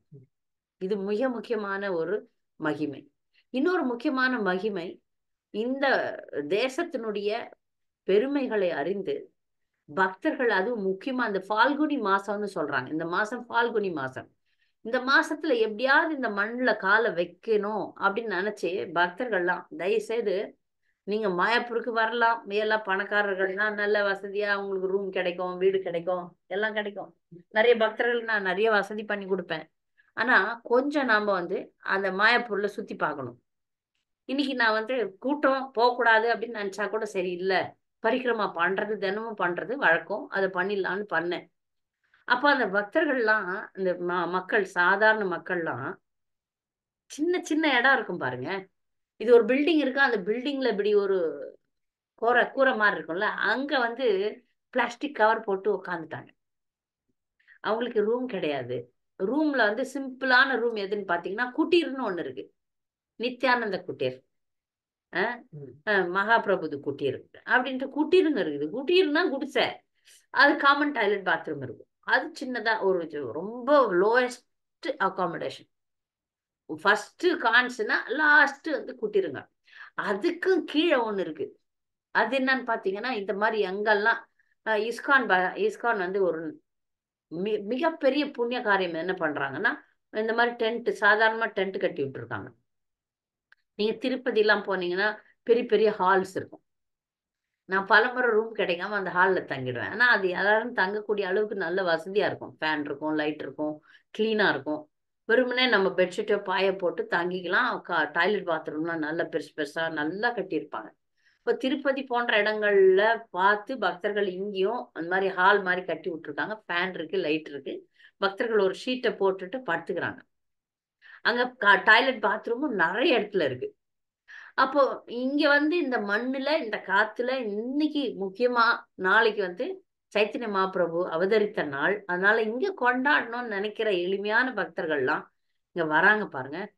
அந்த ஆர்வத்தை கண்டிப்பா பகவான் பாராட்டுவார். அவங்க பொரி தான் சாப்பிட்றாங்க காலையில. ஆனா ஏழைங்க போல் இருக்கு. இங்க போய் அங்க அங்க வாங்கி சாப்பிட்றதுக்கு காசு இருக்குமோ இருக்காதோ, பொரி சாப்பிட்றாங்க. காலையில சிற்றுண்டி பொரி அவங்களுக்கு. அங்க போய் கங்கையில குளிச்சுட்டு துணி மாத்திக்கிறாங்க. இல்ல டாய்லெட்லாம் போனோம்னா இங்க கட்டி வச்சிருக்காங்க. டாய்லெட் பாத்ரூம்ஸ் எல்லாம் இருக்கு, ஆண்களுக்கு பெண்களுக்குன்னு தனியா. அப்ப பார்த்தேன் நான்லாம் பக்தரே இல்ல. இவங்களுக்கு எவ்வளவு ஒரு ஆர்வம் இருக்கு. எந்த ஒரு அசௌகரியத்தையும் தாங்கக்கூடிய மனநிலையை கொடுத்திருக்கிறார் பகவான். அப்ப மாயாப்பூர்ல மகிமை என்னன்னு ஒரு மாதாஜி நேத்து என்ன திரும்ப திரும்ப கேட்டாங்க. இந்த லெக்சர் கேட்பாங்களோ என்னவோ தெரியாது. மாயாப்பூரின் மகிமை யாராக இருந்தாலும் அவங்கள முன்னாடி தள்ளும் மாயாப்பூர். நீங்க என்ன செஞ்சாலும் அதை கணக்கு எழுதிடுவார் கிருஷ்ணர். இங்க அவர் கருணையை கொடுக்கிறார். கருணை என்பது கேட்காமல் கொடுக்கக்கூடியது. அப்ப இங்க இங்க ஆன்மீக வாழ்க்கையில கண்டிப்பாக முன்னேற்றம் இருக்கும். நாம் செய்யும் ஒவ்வொரு பக்தி தொண்டும் கணக்கில் எழுதப்படும். எனக்கு தெரிஞ்சது அதான் மாயாப்பூரினுடைய மகிமை. நீ பக்தியே செய்ய மாட்டேன் அப்படின்னு அடம் பண்ணா கூட உங்களை பக்தி செய்ய வைப்பார் பகவான். எப்படியாவது செய்ய வைப்பார். பிரசாதம் சாப்பிட வச்சிருவாரு. அங்க கீர்த்தனை நடக்குது, அங்க போய் வேடிக்கை பார்க்க வச்சிருவாரு. ஏதாவது ஒரு சேவை, ஏதாவது ஒரு விதத்தில் உங்களை இழுத்து கொண்டு வருவார். அந்த கங்கை வெள்ளம் தள்ளி கொண்டு போற மாதிரி இங்க வந்தீங்கனால கீர்த்தன். ஏன்னா பக்தியை தவிர வேற எதுவும் கிடைக்காது இங்க, வேற எதுவும் இல்லை. ஏன்னா நீங்க இஸ்கான் கேம்பஸ்குள்ள இருந்தீங்கன்னா பக்தி தொண்டை தவிர வேறு விஷயங்கள் உங்களுக்கு வராது. அதுவே போதுமே. வெளியே இருந்தோம்னா எவ்வளோ விஷயங்கள் நம்ம பாதிக்குது. இப்ப நீங்க இங்க விட்டுட்டு அடுத்து கிருஷ்ணா நகர் போனீங்கனாலே சினிமா பாட்டும் மக்களும் பௌதிகவாதிகளும் அந்த மாதிரி தேவையில்லாத விஷயங்கள்லாம் அப்படியே சுத்தி வந்துரும். நமக்கு தெரியும் நல்லா. மாயாப்புரம் விட்டு நம்ம வெளியே போகும்போதே நம்மை சுற்றி ஒரு பெரிய கருப்பு காத்து வந்த மாதிரி இருக்கும். அப்படியே புரியும் உங்களுக்கு. நம்ம எங்கேயோ மேல இருந்து கீழே தள்ளிட்டா எப்படி இருப்பீங்க அப்படி இருப்பீங்க தெரியும். ஏன்னா அந்த வைப்ரேஷன் இங்க நீங்க எந்த பக்தி செய்யறதா. இங்க எல்லா மகாராஜும் இங்க வந்திருக்கிறாங்க. இதுல இன்னொரு பெரிய மகாபாகியமான விஷயம், நடந்து போகும்போது கொஞ்சத்துல நம்ம அப்படியே ஸ்ட்ரெயிட்டா நடந்து போக முடியாது. ஒரு 10 மகாராஜுங்க வருவாங்க, மாத்தி மாத்தி வருவாங்க. விழுந்து விழுந்து விழுந்து விழுந்து கும்பிடணும். அப்போ சாது சங்கம் நடக்கின்றது. நினைச்சா சாது சங்கம் கிடைக்கிறது, சேவை கிடைக்கிறது, பக்தியில் முன்னேற்றம் கிடைக்கும், நிறைய கேட்பதற்கு வாய்ப்புகள் கிடைக்கிறது. அது முக்கியமா பரிக்கிரமால வரும்போது நிறைய கேட்டு கேட்டு கேட்டு கேட்டு கேட்டு கேட்டு காதுகள்லாம் தூய்மை அடைகின்றது. அந்த மகாராஜர் சொன்னாரு, ஒரு வாய் தான் இருக்கு, ஆனா 2 காது இருக்கு. கிருஷ்ணர் ஏதோ ஐடியா பண்ணி தான் உங்களுக்கு இந்த மாதிரி ஒரு உருவ அமைப்பை கொடுத்திருக்கிறாரு. அப்படின்னா என்ன அர்த்தம்னா, நிறைய கேட்க வேண்டும், குறைச்ச பேச வேண்டும். இந்த மாதிரி நிறைய கருத்துக்களை சொன்னாங்க. அந்த 8 நாளும், இது 9 தீவுகள், ஆனா 7-8 நாள் தான் நம்ம செஞ்சோம். அத்தனை நாளும் எப்படி போனதுன்னே தெரியாது, அந்த அளவுக்கு போச்சு. இன்னும் நிறைய விஷயங்கள் இருக்கு அந்த புத்தகத்துல மிக விவரமா சொல்லியிருக்காங்க. என்னுடைய சிற்றறிவுக்கு இவ்வளவுதான் முடிஞ்சது. 9 தீவுகளை நான் கவர் பண்ணிட்டேன். 9 நவவித பக்தியும் நம்ம இதுல கூட செய்யறதுக்கு நமக்கு வாய்ப்பு இருந்தது. பக்தர்கள் கருணையினால இதெல்லாம் சம்பவம் ஆனது. அதனால பக்தர்கள் அடுத்த முறை நவதீப் மண்டல பரிக்கிரமாகவே கண்டிப்பா வரணும்னு கேட்டு முடிக்கிறேன். பக்தர்கள் ஏதாவது நான் விட்ட கருத்தை நீங்க சொல்லலாம். உங்களுக்கு ஏதாவது கூடுதல் கருத்துக்கள், மாதாஜி சீனியர் மாதாஜிங்கெல்லாம் இருக்கிறீங்க, அவங்க யாராவது, நான் நிறைய கருத்துக்களை விட்டுட்டேன், உங்களுக்கு உங்களுக்கு தோணுச்சுன்னா நீங்க இங்க ஷேர் பண்ணலாம். இல்ல சந்தேகத்தை கேட்கலாம். பத்மாவதி மாதாஜி சந்தேகம் கேக்குறீங்க. மாதாஜி ஹரே கிருஷ்ணா. மாதாஜி இப்ப இந்த 9 ஐலாண்டும் மாயாப்பூர் உள்ள சேர்ந்தது 9 தீபமா மாதாஜி? மாயாப்பூருக்குள்ளதான் இருக்கா எல்லாமே? இல்ல இல்ல, இல்ல மாயாப்பூர் அந்தர்தீப். மாயாப்பூர் என்பது அந்தர்தீப். ஓ, அங்கதான் சைத்தன்ய மகாபிரபு அந்தர் தீபத்துல பிறந்தார். மத்ததெல்லாம் நவதீபம் இல்ல, நவதீபம். நவத்வீபத்துல ஒவ்வொரு தீபத்துக்கும் ஒவ்வொரு விசேஷம். அப்படியா ஆ, மாதாஜி? ஒவ்வொரு விசேஷம் அந்த ஒவ்வொரு தீபத்திலயும் என்னென்ன நடந்ததுன்றது சொன்னேன் நான். ஒவ்வொரு தீபம் என்ன பக்தி தொண்டு காணுதுன்னு சொன்னேன். ஆனா இதுல இப்போ காலகட்டத்துல அது வந்து வேற வேற ஊர் பேர்லாம் வேற. நான் சொன்னேன் இல்லைங்களா, இது மாமகச்சின்னு சொன்னேன் இல்லையா, இது நவதீப்னு ஒரு சிட்டி இருக்குல்ல, நவதீப் சிட்டி வேற, நவதீப் மண்டலம் வேற. நவதீப்னு ஒரு ஓகே ஊரே இருக்கு, புரியுதுங்களா? அந்த நவதீப் ஊர்ல ஓகே தான் இந்த கொலதீப்பு அதெல்லாம் வருதே. இப்போ இந்த இந்த இந்த தீபெல்லாம் சின்ன சின்ன கிராமத்துல இருக்கு. சீமந்த தீப்புன்னு சொன்னேன், அது ஒரு கிராமம். ருத்ர தீப்புன்னு சொன்னேன், அது ஒரு கிராமம். சங்கர்பூர் அது ஒரு கிராமம். அப்படி ஊருங்க. Okay okay. அஹ் சப்பாட்டி இதெல்லாம் இருக்கு இல்லையா, இதெல்லாம் ஒரு ஒரு ஊர். அந்த ஊர் லோக்கல் பேர் வேற. நாம வந்து இந்த இதிகாசத்துல இருக்கிற அதுதான் பேசுறோம். ஆனா நம்ம லோக்கல்ல நம்ம போகும்போது அதுக்கு வேற பேரா இருக்கும். புரியுதுங்களா? ஓகே மாதாஜி. இப்ப அந்தர்தீப் தான் மாயாப்பூர், மத்ததெல்லாம் வேற வேற பேர்ல இருக்கு. வேற வேற தீப். அந்த அந்த தீப் வந்து இதுல புக்ல நம்ம என்ன சொல்றது, பக்தி மார்க்கத்துல இருக்கிறது. ஆனா அந்த நடைமுறையில வந்து அந்த ஊருக்கு வேற பேர் இருக்கும். நாங்க மாதாஜி அர்க்கத்திலான ஒரு இடம் பேரு, அந்த இடம் பேரு. ஆனா அங்கதான் சூரிய குண்டம் இருக்கு. புரியுதா உங்களுக்கு? ஓகே மாதாஜி, புரியுது மாதாஜி. இப்ப எல்லாமே ஆனா சரௌண்டட் பை கேஞ்சஸ் வாட்டரா மாதாஜி? ஆமா, எல்லா தீவு. தீபமும். தீவுன்னா என்ன? நதியினால மூடப்பட்டிருக்கணும். இப்ப இங்க தீவு வந்து கங்கை, கங்கையினுடைய கிளை நதிகள். ஓ, கிளை நதியும் இருக்கு. ஓகே கங்கை, கங்கையினுடைய கிளை நதிகளால சூழப்பட்டிருக்கு. நம்ம ஓகே வந்து மாதாஜி. இந்த பரிக்கிரமா பண்ணும்போது நான் முக்கியமா தினமும் உங்களுக்கு போட்டோ காமிச்சேன் இல்லையா, அந்த போட்டோ நான் வந்து ஜெபம் பண்ற ரூம்ல இந்த மேப் இருக்கும். இப்போ எடுத்துட்டாங்க இந்த மேப்பை அங்க ஜெபம் பண்ற ரூம்ல. அதை நான் பார்த்து அதே எப்படி மனசுல சுத்தி சுத்தி வருவேன். நீங்க அதை செய்யலாம். மனசுல சுத்துறதுக்கு ஒண்ணுமே இல்லையா. மனசுல நீங்க, ஏன்னா கால் நடக்க முடியல, நம்ம வயசாகி போச்சு, ஓகே, கால் வலிக்குது, மனசுல சுத்துறதுக்கு ஒரு பிரச்சனையும் இல்லையா. நிறைய நவதீப திரும்ப திரும்ப பரிக்கிரமா பண்ணலாம் மனசுல. ஓகே இந்த மாதாஜி. இந்த மேப் நான் இப்ப தினமுமே சுத்தி வருவேன். ஏன்னா எல்லா பக்தர்களும் சுத்துறாங்களே, நான் இங்க இருந்துட்டே இதை ஒழுங்கா சுத்தலையே அப்படின்னு சொல்லிட்டு இதுல ஜெபம் பண்ணும்போது ரொம்ப நவதீப் தாமத்தை வந்து மெடிடேட் பண்ணுவேன். ஒரு டிப்ஸ் கொடுத்தாங்க ஜெபம் பண்றதுக்கு, ஒரு டிப்ஸ். ஒரு மகாராஜர், அந்த ஃபேமஸ் மகாராஜர் சொன்னாரு. அவர் என்ன சொன்னார், நான் அவர் பேர் வனமாலி மகாராஜர். அவர் வந்து என்ன சொன்னார்னா, நீங்க உங்க ஜெபம் நல்லா ஆகணும்னா ஒரு முறை ஸ்ரீலா ஹரிதாஸ் தாக்கூர் கி ஜெய் சொல்லிட்டு பண்ணுங்க. ஏன்னா நாமாச்சாரியார் தான் உங்க சுத்த நாமத்தை சொன்னாரு. நமக்கு வந்து அந்த மாதிரி நல்ல சுத்த நாமம் வரணும்னா நாமாச்சாரியா ஹரிதாஸ் தாக்கூர் நினைச்சுக்குங்க, இல்ல அவர் லிட்ரலா ஸ்ரீலா ஹரிதாஸ் தாக்கூர் கி ஜெயன்னு சொல்லிட்டு நீங்க ஜெபம் பண்ணுங்க, நல்லது அப்படின்னு சொன்னார். இந்த நாமாச்சாரியார் தான் உண்மையா ஜெபம் பண்ணவர். அந்த மாதிரி ஓகே நிறைய மாதாஜி. சின்ன சின்ன சின்ன எல்லாமே நோட்ஸ் எடுத்தேன். நிறைய ரீப்ரொடியூஸ் பண்ண முடியல, முடிஞ்ச வரைக்கும் சொன்னேன். இன்னும் ப்ரிப்பேர் பண்றதுக்கு நிறைய டைம் இல்லாம போயிடுச்சு. அடுத்த முறை நல்லா ப்ரிப்பேர் பண்ணி உங்களுக்கு சொல்றேன். ஹரே கிருஷ்ணா மாதாஜி.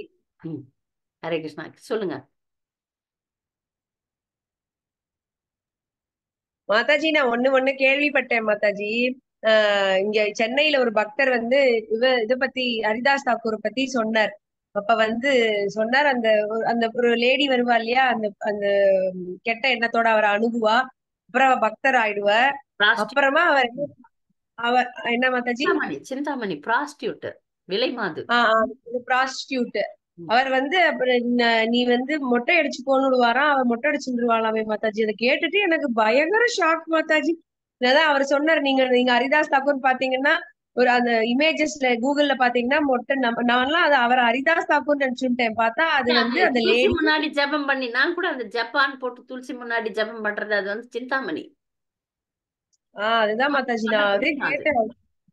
இல்ல அந்த குருநாதர்கிட்ட எப்படி சரணடைஞ்சிருக்கான்னு நான் அப்படி, ஏன்னா நம்ம எல்லாம் முடி கொட்டினாலே அப்படியே நமக்கு மனசெல்லாம் அப்படியே ஐயோ முடி கொட்டுதேன்னு இருக்கும் ஜென்ரலா லேடிஸ்க்கு. அப்படியே உடனே எடுத்துட்டான்னு அது எனக்கு பயங்கர ஒரு அது அந்த தாக்கத்தை பக்தருடைய ஏற்படுத்திடுச்சு. சங்கத்தினுடைய விளைவு. அவர் தூய தூய பக்தர் இல்லையா, ஹரிதாஸ் தாக்கூர் தூய பக்தர். அதனால அவர் சொல்றாரு.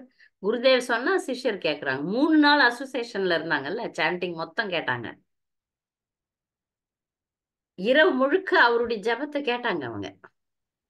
அதனால Correct பக்தர் மாதாஜி. ஆயிட்டாங்க. இது தூய பக்தருடைய சங்கத்தினுடைய விளைவு. எதுவும் செய்ய முடியும். அது அவங்க அவங்க கிட்ட இருந்தது சொத்து பத்து விலை மாதாரத்து நிறைய பணம் சம்பாரிச்சிருப்பாங்கல்ல, அதெல்லாம் கொடுத்துட்டாங்க. எல்லாத்தையும் தான தர்மம் பண்ணிட்டு அதே குடிசையில் அவர் எங்க இருந்தாரோ அந்த குடிசையில் அந்த அம்மா உட்காந்துட்டு துளசி முன்னாடி ஜெபம் பண்ண ஆரம்பிச்சிடறாங்க. மாதாஜி எனக்கு இன்னொரு டவுட் மாதாஜி. இப்போ மாயாப்பூர்ல எல்லாம் முஸ்லிம்ஸ் இருக்காங்க சொல்றீங்க, ஆனா அவங்க எல்லாம் எல்லாத்தையுமே சாப்பிடுவாங்க தானே மாதாஜி? அது தாம அபராதம் ஆயிடாதா? அபராதமும் ஆகுது, மெர்சியும் ஆகுது. அவங்க ஏதோ புண்ணியம் பண்ணிருக்கிறாங்க, அதனாலதான் மாயப்பூர்ல பிறந்திருக்கிறாங்க. ஆனா தவறுதான், கண்டிப்பா அது மாமிசம் சாப்பிடுவது தவறு. நிறைய முஸ்லிம்கள் அவர்களை அறியாமல் பக்தி தொண்டு நிறையவே செய்யறாங்க, நிறைய செய்யறாங்க. என்னுடைய ஆல்டர் செஞ்சு கொடுத்தது முஸ்லிம். அதுவும் நல்ல ரொம்ப விலை அதிகமா இல்லாம. உங்க பேர் என்னப்பா அப்படின்னு கேட்டா அர்ஜுன் அப்படின்றாரு. அவங்க அவங்க அவங்கள மீறி இப்ப ஏன்னா நான் ஹுசைன் அது இதுன்னு சொன்னா நம்ம ஏத்துக்க மாட்டோம்ன்றதுக்காக போய் நிறைய சொல்லுவாங்க. ஒரு ரிக்ஷாக்காரர் ஒருத்தர் முஸ்லிம், கிரிதாரி குழந்தையில இருந்து அவர் தான் இந்த தட்டு வண்டின்னு சொல்லுவாங்க. இப்பதான் அந்த எலக்ட்ரிக் வந்திருக்கு. அப்பெல்லாம் அந்த கை ரிக்ஷா, இந்த ரிக்ஷா இப்படி தட்ட வண்டின்னு சொல்றதுல அதுலதான் கொண்டு போய் கிரிதாரி பத்திரமா கொண்டு வருவார். மழை பெஞ்சா கொடை பிடிச்சி கூட்டின்னு வருவார் குழந்தைய. அவரை ரொம்ப ஃபேமஸ் ஆக்கிறது நான் தான். என்ன சர்வீஸ் கொடுத்து எல்லாம் பண்ணி அப்புறமா ஒரு மாதாஜி ரொம்ப நாள் கழிச்சு மாதாஜி அவரை நிறைய வேலை பண்ணிருக்கிறாரு. எனக்கு வீடு மாத்தண்டு என்ன வேலை கொடுத்தாலும் செய்வார். எதாவது வாங்கி வரணும், பொருள் வாங்கி வந்து கொடுக்கறது. கொற்ற மழையில ராத்திரி 8 மணி 10 மணி கூட யாரையாவது எங்கன்னா கூட்டின்னு வரணும்னா கூட்டின்னு வந்து போறது. எத்தனை நாள் நிறைய சர்வீஸ் பண்ணாரு. அப்புறம் அவர் நல்லவருன்னு தெரிஞ்சு போன் பண்ணா எடுக்கிறாருன்னு தெரிஞ்சு இப்ப என்ன விட்டுட்டு நிறைய வெளிநாட்டுக்காரங்க எல்லாம் பிடிச்சிட்டாங்க அவரை. அவர் ரொம்ப ஃபேமஸ் ஆயிட்டாரு, நிறைய பணம் சம்பாதிக்கிறார். மாசம் சம்பளம் 10,000க்கு வாப்பான்னா வரல, ஏன்னா அதை விட அதிகமா சம்பாதிக்கிறான். ஆனா மாதாஜி உங்க மேல எனக்கு மரியாதை இருக்கு, நீங்க எனக்கு உதவி பண்ணதை நான் மறக்கவே மாட்டேன் அப்படின்லாம் சொல்லுவார். இப்ப கூட பார்த்தாருன்னா. அதுக்கப்புறம் ரொம்ப நாள் கழிச்சுதான் தெரிஞ்சது அவர் முஸ்லிம்னு. எனக்கு ஆனா என்கிட்ட தத்துவம் எல்லாம் பேசுவாரு. மாதாஜி நாங்கெல்லாம் இங்க இருக்கிறோம், எங்களுக்கு தெரியும் மாயம் ஜெயபதாக்க மகாராஜர் தெரியும், சைத்தன்ய மகாபிரபு தெரியும். எனக்கு எல்லாம் நீங்க பக்தர்களை எப்படி பேசுவீங்க எல்லா டேர்ம்ஸும் அவருக்கு தெரியும். அந்த அளவுக்கு பிரசாதம் எல்லாம் நல்லா சாப்பிடுறாங்க. எப்ப பிரசாதம் கொடுத்தாலும் நல்லா சாப்பிடுவார். அந்த மாதிரி எல்லாம் பக்தர்கள் நிறைய கருணை மழையை கொட்டி அந்த மாதிரி ஆளுங்களுக்கு எல்லாம் துணி மணி வண்டி கூட தருவாங்க. அவர் வச்சுருக்கிற வண்டி யாரோ கொடுத்துருக்குறாங்க. ஆமா. இங்க இருந்து அவங்களுக்கு சில பேர் இந்த வாழ்க்கையே மாறி போகுது. அவர் அதை புரிஞ்சு அந்த மாமிசம் எல்லாம் சாப்பிடக்கூடாது, பக்தர்கள் எல்லாம் இப்படி இருக்கிறாங்களே அப்படின்ட்டு இருந்தா சரி. அதை பொறுத்துதான் அவங்களுடைய அடுத்த டெஸ்டினேஷன். பக்தர்களாகவே இருந்தா கூட உள்ள பௌதீகமும் நிறைய இருந்ததுன்னா கிருஷ்ணர் சொல்வார். இப்ப இந்த கேள்விக்கு பதில் நிறைய பேருக்கு ஒரு கேள்வியா இருந்தது. நம்ம இவ்வளவு பக்தி பண்றோம், கிருஷ்ணர் நம்ம குடுமையை பிடிச்சு அப்படியே தூக்கிக்கலாம். ஆனா நானே போக விரும்பலன்னா எப்படி தூக்க முடியும்? இங்க பிரச்சனை அவர் கருணை இருக்கா இல்லையான்றது இல்லை, பத்தியே இல்லை. நம்ம மாயாப்பூர் தாம்ல உட்காந்துட்டோம், பல ஜென்மம் இங்கே பிறக்கிறோம், எல்லாம் பண்றோம், எல்லாமே பண்றோம்னாலும் நான் விரும்ப வேண்டும். அப்போதான் நமக்கு லிபரேஷன். இந்த இஸ்லாமிய அன்பர்கள் இவங்கெல்லாம் அவங்க விரும்பணும். எங்க இருந்தோ இவங்க எல்லாம் பக்தி பண்றாங்களே நானும் பண்றேன் அப்படின்ற எண்ணம் அவங்களுக்கு என்னைக்கு வருதோ அன்னைக்கு உடனடியா மகாபிரபு அவர்களை காப்பாற்றுவார். ஏதோ சுக்கிருத்தி பண்ணியிருக்காங்க, அவங்களது கணக்கு ஏறுது, இறங்கல, ஏறுது, நிறைய ஏறுது. என்னுடைய 2-3 டிரைவர்கள் இஸ்லாமியர்கள். ஆனா நான் பக்தர்களுக்கு இந்த மாதிரி வேலை கொடுக்க மாட்டேன். ஏன்னு கேட்டீங்கன்னா பக்தர்கள் ஜபம் பண்ணுவாங்க, மங்களாரத்தி அட்டன் பண்ணுவாங்க, சேவை பண்ணுவாங்க, இந்த மாதிரி வேலைக்கெல்லாம் வரமாட்டாங்க. அவங்க ஏதாவது கோயில்ல ஏதாவது ஃபெஸ்டிவல்ல இருந்துட்டு போன் எடுக்க மாட்டாங்க. ஆனா இஸ்லாமியர்கள் அப்படி கிடையாதுன்னா அவங்களுக்கு பழப்பு அது. நான் எப்போ போன் பண்ணாலும் டக்குன்னு போன் எடுப்பார் ஒருத்தர், பத்திரமா பக்தர்களை கொண்டாந்து கொடுப்பார். இது 10 வருஷம் அனுபவத்துல அவங்கள நம்புறோம் நாங்க.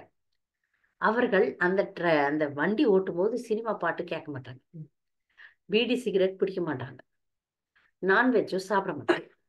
ஏன்னா நாம வர்றோம்ல.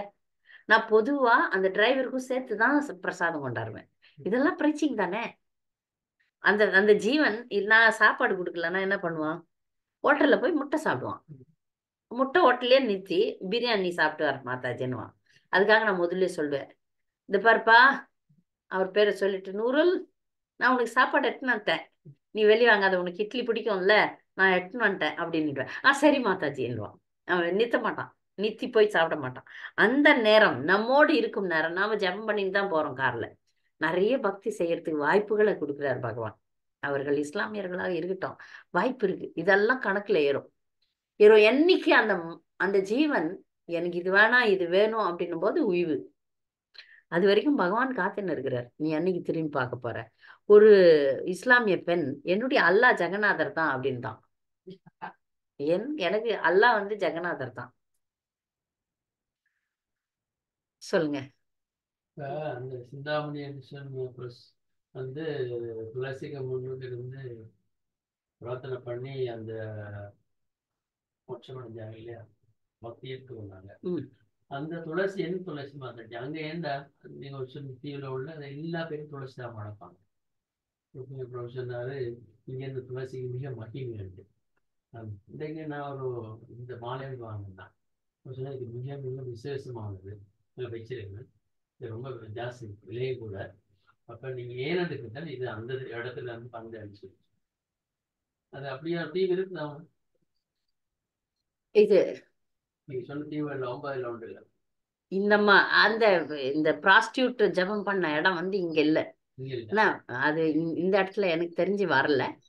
இந்த சிந்தாமணி எங்க இருந்து ஜெபம் பண்ணாங்க அப்படின்றது வந்து வேற எங்கேயோ ஒரு முறை ஒரு இடத்துல ஹரிதாஸ் தாக்கூர் எங்க பஜனை பண்ணாரோ ஒரு குகை, அது நான் பார்த்திருக்கேன். அது இந்த நவதீபத்துல வரல, கௌரமண்டலத்துல வரும். கௌரமண்டல பரிக்கிரமா வேற. கௌரமண்டலம்ன்றது வந்து பங்களாதேஷ் கூட வந்துடும்.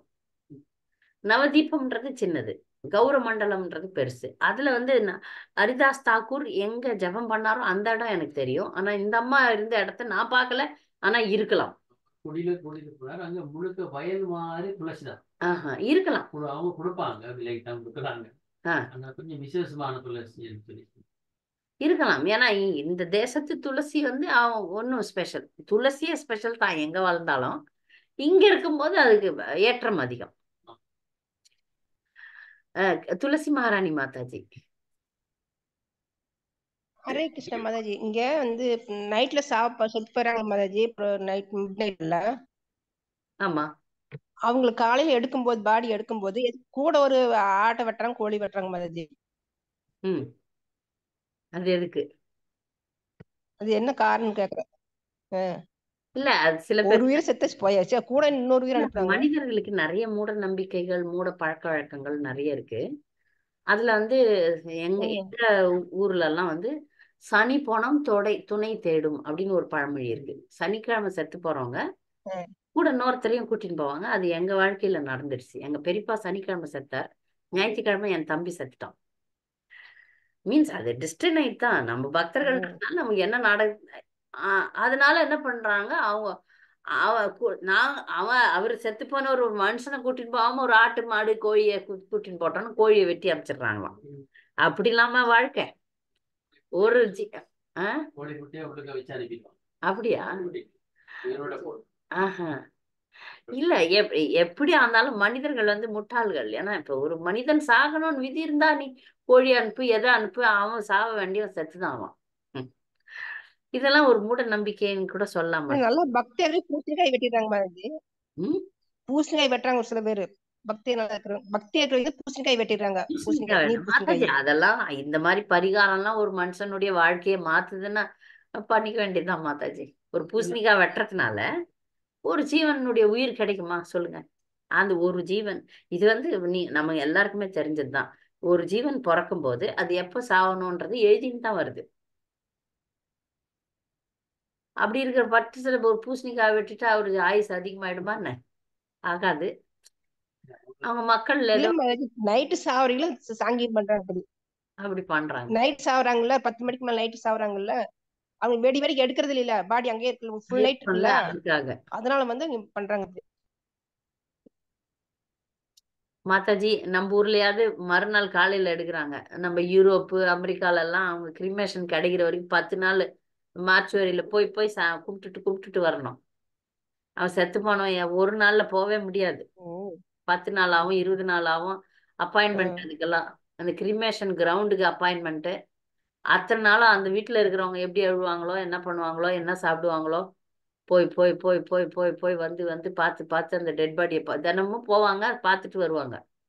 நான் யூரோப்ல இருந்தப்போ 2-3 தெரிஞ்சவங்களுக்கு நடந்தது.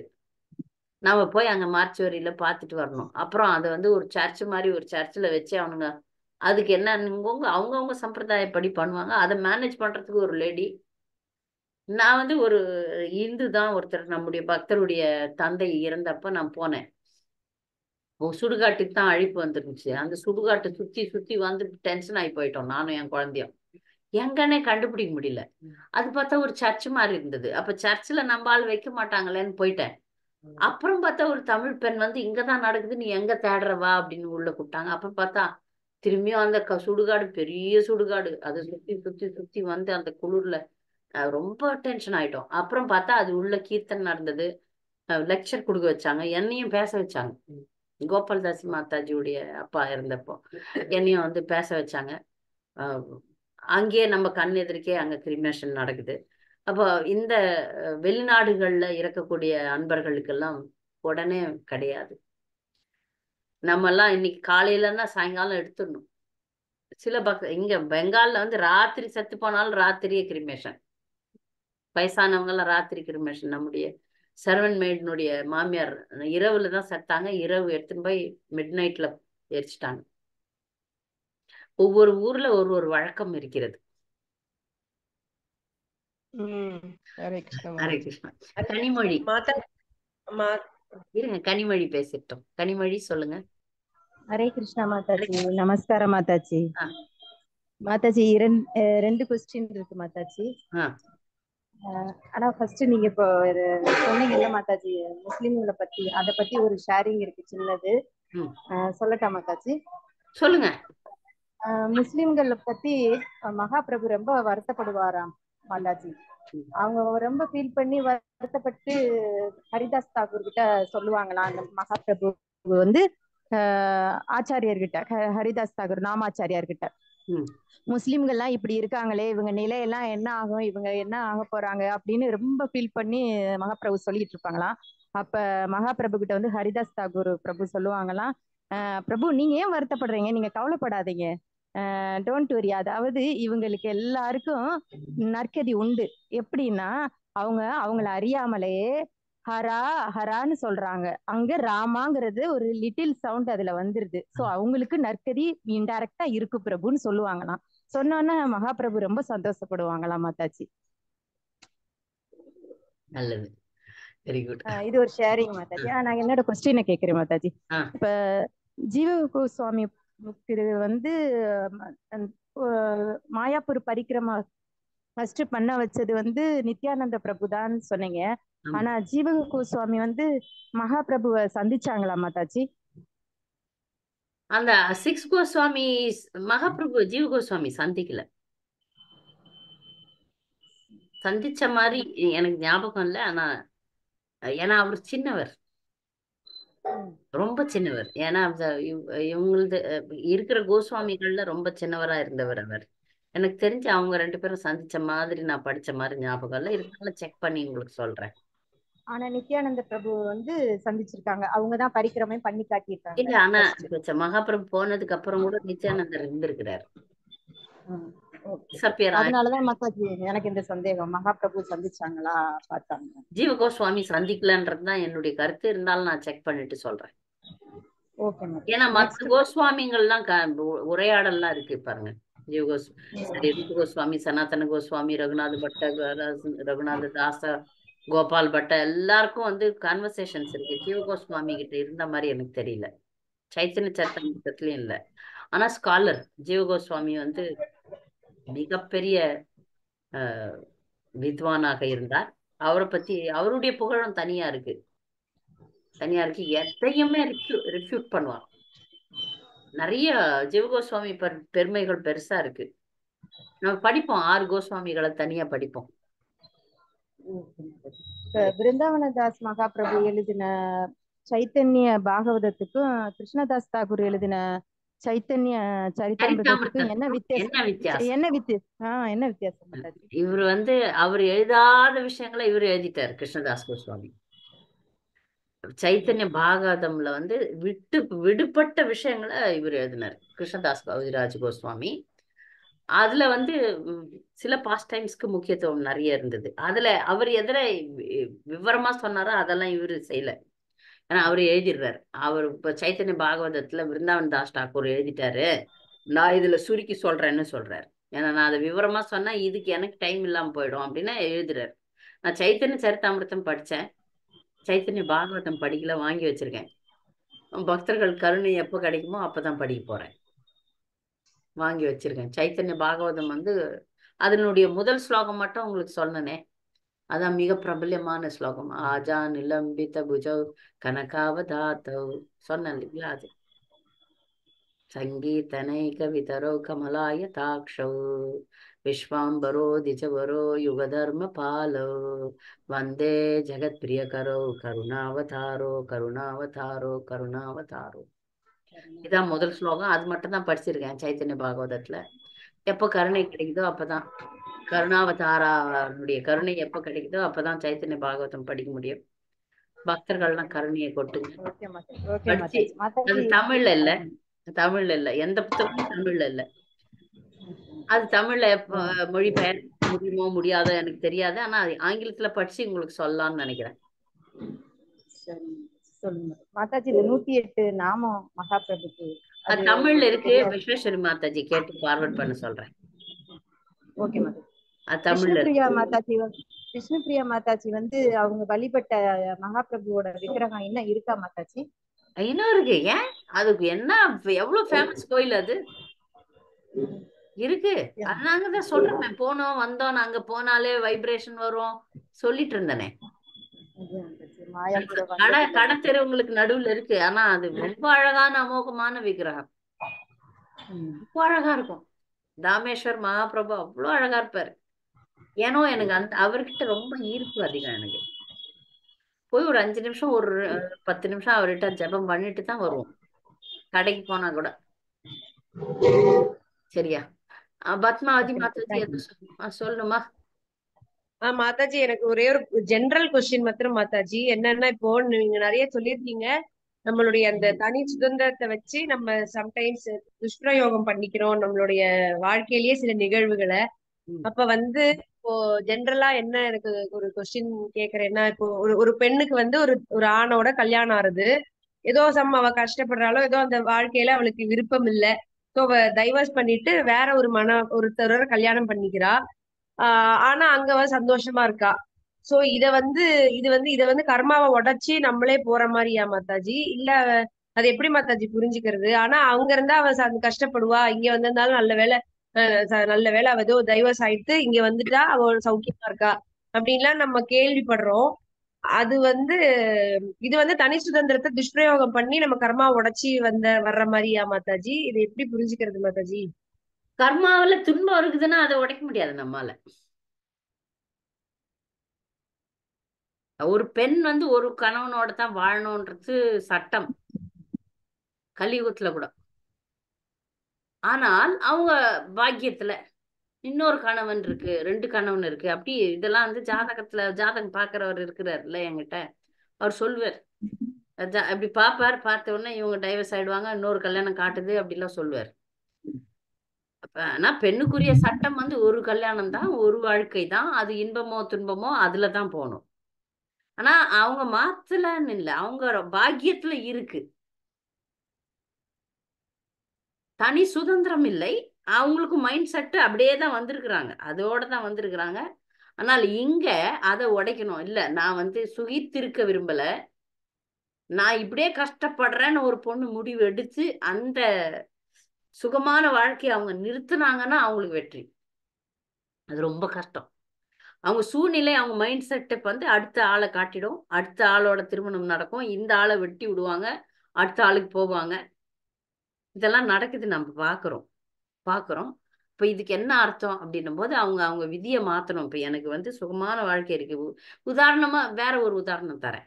என்னுடைய வாழ்க்கையில பாத்தீங்கன்னா, என் ஜாதகத்தை பார்த்தவங்க வந்து உங்களுடைய வேலை, நீங்க வேலைக்கு போனீங்கன்னா ஷைன் ஆவீங்க, ஏன் வேலையை விடுறீங்கன்னு கேட்டாரு ஒரு ஜாதகர். நீங்க வேலைக்கு போனேன் நான் திருமணம் ஆனதுக்கு அப்புறம் கூட. என்னுடைய குருதேவர் வந்து பெண்கள் வேலைக்கு போகக்கூடாது, குடும்பத்துல தான் இருக்கணும்ன்ற கொள்கை, அந்த கொள்கை ஆழமா இறங்கிடுச்சு. கஷ்டமான ஒரு சூழ்நிலை வரும்போது வேலைக்கு போயிட்டு அப்புறமா நான் யோசனை பண்ண, வேண்டாம் என் கணவர் வேண்டவே வேண்டாம், கஷ்டமா கூட இருந்துக்கலாம், நீ வேலைக்கு போகக்கூடாதுன்றதுல தீவிரமா இருந்தார். அதனால நான் விட்டுட்டேன் திரும்பியும். ஆனால் வேலையை விடும்போது அந்த ஆரஸ்கோப் பார்க்குற ஒரு மத்வா சம்பிரதாய ஆச்சாரியன் அவர், ஒரு உங்களுக்கு வேலை ஃபர்ஸ்ட் கிளாஸா இருக்கு, நீங்க ஷைன் ஆவீங்க, நீங்க வேலையை ஏன் விட்டீங்கன்னு கேட்டார். இப்ப இங்க வரக்கூடிய பல விஷயங்களை நான் தியாகம் பண்றேன், உடைக்கிறேன். அப்போ அது வந்து பகவத் கருணையே கொண்டாடும். இப்போ ஒரு பெண்ணு ஒரு ஆணால ரொம்ப கஷ்டப்படுறா, நான் இந்த கஷ்டத்தையே சகிக்கிறேன், நான் இன்னொரு ஆணை திருமணம் செய்து கொள்ளும் வசதி எனக்கு இருக்கு, ஆனா நான் அதுக்கு போகலன்னு அவ முடிவெடுத்தான்னு வச்சுக்கோங்க, அங்க பகவத் கருணை வேலை செய்யும். இல்ல விதிப்படி நான் இன்னொரு கல்யாணம் பண்ணிக்கிறேன், நான் அங்கேயும் போய் பக்தி பண்ணி நல்லா இருக்கிறேன் அப்படின்னாலும் ஒரு மைனஸ் பாயிண்ட் தான் அது.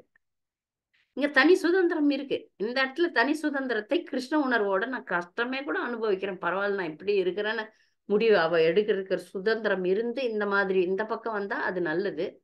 அந்த மாதிரி அவங்க எடுக்கிறது இல்லை, நிறைய பேர் எடுக்கிறது இல்லை, நிறைய குழந்தைகள். ஏன்னா இப்ப இந்த கலியுகத்துல வந்து நாங்க இதை டிஸ்கஸ் பண்ணோம், ஒரு கிரஸ்த கப்பல் எல்லாம் உட்காந்து இது காரணம் என்னன்னு பார்க்கும்போது பாத்தீங்கன்னா கலியுக பெண்களுக்கெல்லாம் அவ்வளவு மன தைரியம் இல்லை, அவ்வளோ உறுதியா இருக்க வேண்டிய சக்தி இல்லை, அவ்வளவுதான் சொல்ல முடியும். இந்த பிரச்சனைகள்ல நிறையவே நாங்கெல்லாம் மாற்றோம்னா பஞ்சாயத்துக்கு கூப்பிடுறாங்க நம்மள. இப்ப இந்த இடத்துல உன்னுடைய பெண்ணாக இருந்தால் நீ என்ன செய்வாய் அப்படின்னு தான் என்ன கேக்குறாங்க. நீ டைவர்ஸ் வேணான்னு சொல்ற, சகிக்க சொல்ற, சகிச்சு போ அப்படின்ற, உன்னை மாத்திக்கோன்னு சொல்ற, இப்படிலாம் அறிவுரை கொடுக்குறியே, உன் பொண்ணா இருந்தா என்ன பண்ணுவ? என்ன பண்ணுவ? கொஸ்டின் கேக்குறாங்களா மாதாஜி உங்களை? கேட்காம உன் பொண்ணா இருந்தா என்ன பண்ணுவ? உனக்கு வந்தா என்ன பண்ணுவ? உனக்கு வந்தா என்ன பண்ணுவ? எனக்கு வந்தா, என் பொண்ணுக்கு வந்தா, சரி அவன் ரொம்ப கெட்டவன், வாழவே முடியாது, அவ்வளவு கேவலமானவன், நீ இரண்டாவது திருமணத்துக்கு போவே கூடாது. அப்போ வைராகியத்தை வளர்த்துக்கணும். அதுவும் முடியாது இந்த காலகட்டத்துல. ஏன்னா அவ்வளவு இந்திரிய சுகம், புலன் நுகர்ச்சியான விஷயங்கள் நிறைய நடக்குது. அதனாலதான் நாங்க வந்து சரி நீ ரெண்டாவது கல்யாணம் பண்ணி நிம்மதியா இரு, சொசைட்டியை நிம்மதியா விட்டுருன்னு சொல்றோம். ஏன்னா இந்த ஒரு டைவர்ஸ் ஆகி ஒரு பொண்ணு இருக்கிறான்னா அவ ரொம்ப அஜிடேட்டடா இருக்கிறா. 50 வயசு பாவாடை கோபி ட்ரெஸ் போட்டுன்னு பிரம்மச்சாரிங்களை வட்டம் போட்டுடுறாங்க. அது எவ்வளவு ஆபத்து. அதுக்கு ஒரு பையனையே கல்யாணம் பண்ணி கொடுத்துடலாம். நல்ல கவனமா கேட்டுங்க. அதுக்கு தான் நான் வந்து இரண்டாம் திருமணத்துக்கு நான் ஒத்துக்கிறதுக்கு காரணம், சொசைட்டியை கெடுத்துடுறாங்க. திருமணம் இல்லாமல் இருக்கக்கூடிய பெண்கள் நைஸா பாருங்க, விதவை பெண்கள்லாம் நல்லா அப்படியே பர்ஃபெக்ட் சுமங்கலிங்க மாதிரி இருக்கிறாங்க. அதெல்லாம் நம்ம போதிக்க முடியுமா? உனக்கு வந்தா என்ன பண்ணுவேன்னு கேள்வி கேட்பாங்க. உன் பொண்ணுக்கு வந்தா என்ன பண்ணுவ? கருணையா நீ பதில் கொடுக்கல அப்படின்ற விஷயங்கள்லாம் வருது. சாஸ்திரம் என்ன சொல்றதுன்றதை நாங்க சொல்றோம். இதெல்லாம் ஒரு சிக்கலான விஷயங்கள் இப்போ உலகத்துல நடந்து கொண்டிருக்கிறது.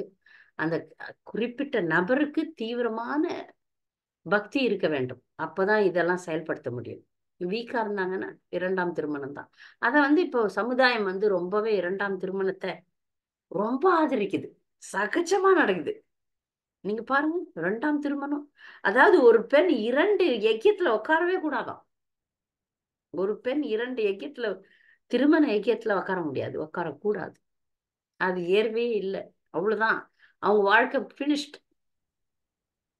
மாதாஜி இப்போ 2வது கல்யாணமும் ஆகட்டும், ஃபர்ஸ்டோ ஏதோ நாடு, இப்போ லவ் மேரேஜ் எல்லாம் கூட ஃபர்ஸ்டா பண்ணிக்கிறாங்க. இப்ப 2வது கல்யாணம் எல்லாம் பண்ணும்போது யஜ்யமே வளர்க்காம சும்மா அப்படி கோயிலுக்கு போய் தாலி கட்டுறது இல்ல ரிஜிஸ்டர் மட்டும் அதெல்லாம் ஆனா கல்யாணத்தோட சேராது தானே மாதாஜி?